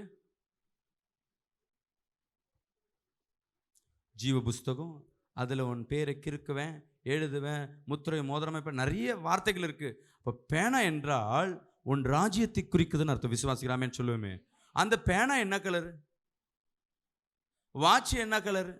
வெள்ளை கலர்னா ஒன்று, ரோஸ் கலர்லாம் ஒன்று, சிவப்புனா ஒன்று, கருப்புனா ஒன்று, பேனானா ஒன்று, இப்படின்னு சில அர்த்தங்கள். ஆனால் வாட்சி காட்டினா நேரம் மட்டும் இல்லை, வாட்சியில் டைமை காட்டினா தான் நேரத்தையும் நாட்களையும் குறிக்கும். வெறும் வாட்சை மட்டும் குறிச்சதுன்னா அது கனத்தையும் மகிமையை உண்டு பண்ணும். பேனாவை கிடைக்குன்னா உனக்கு யாரோ ஏதோ டாக்குமெண்ட்டை குறித்து உனக்கு சைன், உனக்கு வேலைக்கு அப்பாயின்மெண்ட்டுக்கு உண்டானதையும், இல்லை உங்களுக்கு அதிகாரத்தை உண்டானதையும், உனக்கு ப்ரமோஷனை உண்டு பண்ணுறதுக்கு சூழ்நிலை இது. இதெல்லாம் எனக்கு இது மாதிரி வெளிப்பாடுகள். ஒரு ஊழியக்காரர் ஜெபம் பண்ணணும், இல்லை நீங்கள் ஜெபம் பண்ணும்போது உன் சொப்பனத்துக்கு இன்னொருத்தர் வைக்கணும். இப்போ பாருங்க, யோசேப்பு எல்லாருக்கும் தெரியும். யோசேப்புக்கு சொப்பனத்துக்கு அர்த்தம் தெரியல. நல்லா கவனிங்க. போய் அவங்க அப்பா கிட்ட சொப்பனத்தை சொல்கிறான், அவங்க அண்ணன் கிட்ட சொல்கிறான். அவங்க சொன்ன உடனே தெரிஞ்சு போச்சு. 7 நட்சத்திரங்கள் என்ன பண்ணும்? வணங்கும். அவங்களுக்கு தெரிஞ்சு போச்சு நட்சத்திரம்னா டேய் நம்மள தான்டா சொல்கிறான் அவன். அவங்களுக்கு வியாக்கரணம் தெரியுது, இவனுக்கு ஒன்றும் புரியல. சொப்பனத்தை எங்கெங்கெல்லாம் வெளியே சொல்கிறியோ, தரிசனம் சொல்கிறியோ, அங்கே பிரச்சனை ஆரம்பிச்சிச்சுன்னு அர்த்தம். உன் சொப்பனம் வந்தால் அது கண்டவங்ககிட்ட எல்லாம் சொல்லக்கூடாது. அதனால ஞாபகம் வச்சுங்க. உன் ஆவிக்குரிய போதகர்கிட்டையோ இல்லை ஆவிக்குரிய மனிதர்கிட்டையோ சொன்னீங்கன்னா அதுக்கு உண்டா வியாக்கானங்கள் 9வது வாரம் செயல்படும். ஒரு அம்மாவுக்கு ஜெபம், கருப்பு கலர் நாய் வந்துச்சா, போலீஸ் வந்துச்சா அவ்வளோதான், அவன் வாழ்க்கை காலி. பாம்பு வந்துச்சா காலி. நாய் வந்துச்சா, காக்கா வருதா அவ்வளோதான். பன்னி வந்துச்சா அவ்வளோதான், நாத்தம், நான் வீட்டை நாத்தம் அடிக்கும் அவ்வளோதான். எப்படி அவங்களுக்கு வந்தது வாய்க்கு வந்தது அடிச்சு விடுறது. சில இதுதான் வேதத்துக்கு உட்பட்டு இருக்கும். நிறைய பேர் சொல்கிறாங்க வேதத்துக்கு இருக்கும், வேதத்துக்கு இருக்கும். அம்மா, வேதத்தில் இருக்க சொப்பனம் எல்லாம் கவனிக்கணும். வேதத்தில் இருக்க சொப்பனம் எப்படி இருக்கும்? அந்த காலத்து நடந்தது வேற, அந்த காலத்து நடந்தது வேற. நம்ம அந்த காலத்துக்கு வயல்வெளி, ஆடு மாடு, கோட்டை, இப்படி தான். நம்ம வயல்வெளி இன்னைக்கே ஆடு மாடை நேரில் பார்க்க, ஆடு மாடுனா நம்மளுக்கு தெரியாது. அந்த காலத்தில் ஆடு மாடுனா என்ன அர்த்தம் தெரியுங்களா? ஆடுனா ஆத்மாவை குறிக்கும். சில நேரங்கள் ஆடுகள்லாம் மந்தைகளை குறிக்கும். சில நேரம் ஆடு மாடுகள்லாம் சொத்துக்களை குறிக்கும். அந்த காலத்து சொத்து இடம்லாம் பணக்காரனை யாருன்னு பார்த்தீங்கன்னா இடம் வச்சிருக்கவங்க இல்லை, ஆடு மாடுகள் யார் ஜாஸ்தி அவன் தான் கோடீஸ்வரன். ஏன்னா இடத்துக்கு அங்கே மரியாதையே கிடையாது. அந்த கால சூழ்நிலை வேற, இப்போ இருக்க சூழ்நிலை வேற. அப்போ இதை எப்படி வியாக்கியானம் பண்ணுவேன்னா, ஒருத்தர் அந்த ஆவியில் பகுத்தறிஞ்சு, உனக்கு நீ ஆவியில் ஜெபிக்கும் பொழுது கர்த்தர் உனக்கே அதுக்கு வியாக்கியானத்தை கொடுப்பார். இல்லை ஒரு ஊழியக்காரத்தை வியாக்கியானம் கொடுப்பார். நீ வேதத்தை படிக்கும் பொழுது கர்த்தர் சில மறைபொருளே உங்களுக்கு வெளிப்படுத்தி கொடுப்பாரு. ஒரு ஆமென் சொல்லுவோமே, அல்லேலூயா. அதுக்கப்புறமேட்டு தான் யோசேப்பு யோசிக்கிறான், ஓ அண்ணனுங்களாம் நம்மள எதுக்கு குழியில் போட்டாங்க, ஓ சொப்பனத்துக்கு அர்த்தம் இதானா. அப்போ கர்த்தரிடத்துல பேச பேச அந்த வசனத்தை குறித்து சொப்பனத்தில் அவன் பாதிக்கப்பட்டதுனால ஒன்று தெரிஞ்சுங்க, எதில் நீங்கள் பாதிக்கப்படுறீங்களோ கர்த்தர் அதில் எடுத்து பயன்படுத்துவார். ஒரு அலையிலேயே சொல்லுமே. எப்படி சொல்கிறீங்க பாஸ்டர்? பணத்துக்காக நீ அவமானப்படுறியா? அநேகருக்கு பணம் கொடுக்க முடியாது, கர்த்தர் உன்னை தலையை உயர்த்துவார். நல்லா ஆமேன்னு சொல்லுவோமே. கடன்னால இன்னைக்கு அவதாரப்படுறியா, அவசப்படுறியா, வேதனைப்படுறியா, அவமானப்படுறியா? நீ நல்லா ஜெபிச்ச பிறகு, கர்த்தர் உன்னை விடுதலை ஆக்கிட்ட பிறகு உன் எதிர்காலம் எப்படி இருக்குன்னா, அநேகருக்கு உன்னை கடன் கொடுக்க முடியாது கர்த்தர் மாற்றுவார். கரங்களை தெரிவார். ஆமென் சொல்லுவோமே. இன்னைக்கு பிசாசு பிடியில அம்மா, அன்பு சகோதரி சகோதரியே, இன்னைக்கு நிறைய பேர் கட்ட உடைக்கிறேன். ஏன் தெரியுங்களா? நான் ஒரு காலகட்டங்களில் பிசாசின் பிடியினால் பாதிக்கப்பட்டாள். நான் இப்போ கேட்டேன், ஆண்டவரே ஏண்டவரே என் வாழ்க்கையில் இப்படி அந்த பிசாசு சும்மா விடக்கூடாது. ஒரு பாஸ்டர் ஒரு 15 நாள் அவர்கிட்ட பேசிகிட்டு இருக்கேன். அவர் பண்ணுற காரியெல்லாம் எனக்கு அது குழந்தைத்தனமாக பண்ணிருக்காரு. பாஸ்டர் அவர் என்ன பண்ணியிருக்காரு, சர்ச்சில் டெக்கரேஷன் பண்ணும்பொழுது மிஷின், அந்த உட்டு வெட்டுற மிஷினை வச்சு பசங்க அதை வெட்டிட்டு இருக்காங்க. இவர் என்ன இருக்குன்னு கையை வச்சு இப்படி பார்த்துட்டு இருந்துருக்கிறாரு. அவன் மிஷினை ஆன் பண்ணிருக்கிறான். பயத்தில் விட்டார். இந்த கட்டை விரலும் இந்த விரலும் கட் ஆயிடுச்சு. ஆப்ரேஷன் பண்ணிட்டு என்ன பண்ணிட்டாங்க, இந்த கட்டை விரலை மட்டும் ஒரு பொம்மை மாதிரி செட் பண்ணிட்டாங்க. இந்த விரலை ஒன்றும் பண்ண முடியாதுன்னு இவ்வளோ தூரம் கட் பண்ணிட்டாங்க. இப்படி தான் இருக்கார் ஒரு மாதிரி. நல்ல ஊழியக்கார். மனசு கஷ்டமாக இருந்தது. நாங்களாம் வேதனைப்படுறோம். அவர் சொல்கிறார், பாஸ்டர் இவன் என்ன பண்ணிட்டான், என்ன சாத்தானு என் ஊழியத்தை கெடுக்கிறான். இவருக்கு பிரச்சனை எங்கே வந்துச்சு? சாத்தான ஒரு கூட இருக்க நபர் மாதிரி பார்த்துக்கிட்டு அவனை விடக்கூடாது பாஸ்டர், அவன் ரொம்ப என்ன பண்ணிட்டான், என் ஊழியத்தை கெடுக்க ஆரம்பிச்சிட்டான். இப்போ தான் நான் ஊழியத்தை பண்ண போகிறேன்னு இருக்கிற என்னென்ன ஊழியம் இருக்கோ அதெல்லாம் எக்ஸ்ட்ரா பண்ணிக்கொண்டே இருக்கிறேன். நான் இந்த கிறிஸ்மஸ் டைமில் வந்து அவன் நொந்து போனோம், என்னை சர்ச்சில் உட்காரக்கூடாது பண்ணிட்டான்ல. இப்போ பாருங்கள், கிறிஸ்மஸ் தாத்தா 200 பேர் இறக்குறேன். என் தெரு ஃபுல்லாக இதுவரை கிறிஸ்மஸ் கொண்டாட்டம் என் வீட்டுக்குள்ளே தான். இந்த வருஷம் அப்படி இல்லை. பிசாஸ் எங்கெங்கே இருக்கோ அங்கெல்லாம் நான் போகிறேன். 200 பேருக்கு கிறிஸ்மஸ் தாத்தா ட்ரெஸ்ஸு, ஒரு 300 பேர் எங்கள் சபையெல்லாம் சேர்ந்து என்ன பண்ண போகிறோம், எங்கள் ஊரே கிறிஸ்மஸ் அன்றைக்கி ரவுண்ட் எடுக்க போகிறோம். அவன் பார்த்து என்ன ஆகணும், ஏன்டா இந்த பையனை தொட்டேன், ஏன்டா பட்டேன் சொல்லிகிட்டே இருந்தார். நேற்று கால் பண்ணுறாரு, பாஸ்டர் ஒரு பாட்டு நான் எழுதியிருக்கேன், பாட்டு போட போகிறேன். என்ன பாட்டியா? டே நீ என்னை அழிக்கணும்னு நினச்சடா, ஆனால் நான் என்ன பண்ணிட்டேன், எழும்பி நிற்கிறேன்டா, கர்த்தர் எழுப்பிட்டாரு, உன் கதை காலிடா அப்படின்னு யாரை சொல்கிறாரு அவர்? ஐயா என்ன யார் திருப்பி அதே அவனை விடமாட்டான். ஐயா அவன் என் கையை என்ன பண்ணிட்டான், இந்த பாட்டு அவனுக்கு தான். அவருக்குள்ள ஒரு வெறி. என்னை தொட்டவனை என்ன பண்ண மாட்டேன், விட மாட்டேன். யார் அவன்? அவர் செய்கிற ஒரு காரியம் நான் பண்ணுறதில்ல. அந்த பாட்டை கேட்டால் அவன் நொந்து போனோம். ஐயா யார் நொந்து போனோம்? உண்மையாகவே அவர் அது எழுதின பாட்டெல்லாம் டைரக்டாக பிசாசு அழுக்கிற மாதிரி வாஞ்ச. ஒவ்வொரு மனிதனுக்கும் இருக்கணும், ஏதாவது கர்த்தர் நம்மளுக்கு செய்யணும். பாதிக்கப்பட்டார், கையில் அடிபட்டது. ஆனால் அடுத்தது அவருக்கு பயம், இந்த கையை வெட்டினவனை போலீஸில் கொடுக்கணும், அந்த பையனை திட்டணும். அவன் சொந்தக்காரெல்லாம் கேட்குறான், யார் மோட்டர் போட்டது? நான் சொல்லலை பாஸ்டர், சொல்லியிருந்தேன்னா அந்த எங்கள் விசுவாசி அந்த விசுவாசி என்ன பண்ணிருக்கோம், அடிச்சு சாவடிச்சிருக்கோம். ஏன்னா அவர் ஊழியக்காரன் அவ்வளோ உயிர், எல்லாம் கண் கலக்குறாங்க. இவருக்கு கை வெட்டினதுக்கு காரணம் இவன் இல்லை, சாத்தானை டார்கெட் பண்றாரு. அல்லேலூயா, அல்லேலூயா. எந்த பலவீனம் வருகிறதோ, எதனால் சாத்தானால் நீ பாதிக்கப்படுறியா, ஏதோ ஒரு நெருக்கம் இருக்கா, கர்த்தர் அதை வச்சு தான் கர்த்தர் உன்னை பயன்படுத்துவார். விசுவாசிக்கிறாமேன்னு சொல்லுவோமே. அல்லேலூயா. ஆனால் நீ முயற்சி பண்ணணும். இந்த சொப்பனம் நிறைய பேர் இந்த சொப்பனத்தை குறித்து ஏற்கனவே ஒரு 2-3 வாட்டி பேசியிருந்தேன். எனக்கு ஃபோன் பண்ணி இந்த சொப்பனம் அந்த சொப்பனம் இதே கேட்டுன்னு இருக்காங்க, பயந்துட்டு இருக்காங்க. நீ முதல் பயப்படாத, அதை எழுதி வை, தியானிங்க, ஜெபம் பண்ணுங்க. இன்னொரு ஊழியக்காரர் கொடுத்து உனக்கு வெளிப்பாடு தேவையில்லை, கர்த்தர் உங்களுக்கே வெளிப்பாடுகளை கர்த்தர் கொடுப்பார். விசுவாசிக்கிறாமேன்னு சொல்லுவோமே. அல்லேலூயா. ஆனால் ஒன்னே ஒன்று, சொப்பனம் வருதுன்னா கர்த்தர் உன்னோடு பேசுகிறார். அப்போ நீ பாக்கியவதியா பாக்கியவானா? சொல்லுங்களேன், நான் பாக்கியவதி. அந்த நம்பிக்கை இருந்தால் போதும், எவ்வளோ பிரச்சனை வந்தாலும் இதை என்னால் மேற்கொள்ள முடியும். விசுவாசிக்கிறாமேன்னு சொல்லுவோமே. அல்லேலூயா.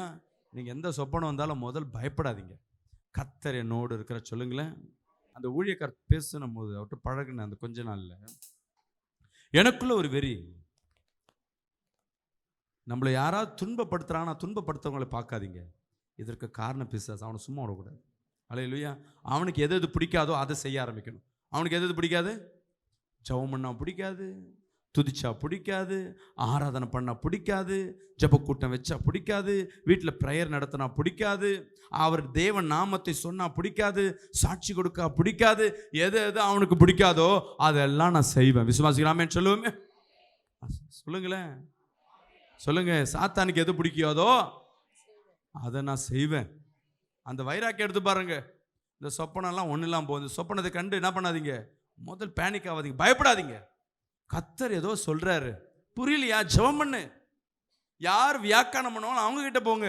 ஒன்றும் தெரியாத ஆள்கிட்ட கேட்டு ஒன்னையும் குழப்பிக்கிட்டு அவங்களையும் குழப்பிட்டு, கர்த்தர் உண்மையாக ஒரு காரியம் இங்கே பாருங்க, நிறைய பேர்கிட்ட கர்த்தர் பேசியிருப்பார், ஆனால் கம்யூனிகேஷன் சொல்ல தெரியாம தீர்க்க தரிசனத்தை மாற்றி சொல்லிடுவாங்க. கர்த்தர் பேசுனது உண்மையாக தான் இருக்கும். நான் சொன்ன பார்த்தீங்களா, வாட்ச். இப்போ உங்கள் மைண்டில் என்ன இருக்கும், வாட்ச்னா மேன்மை இதுன்னு.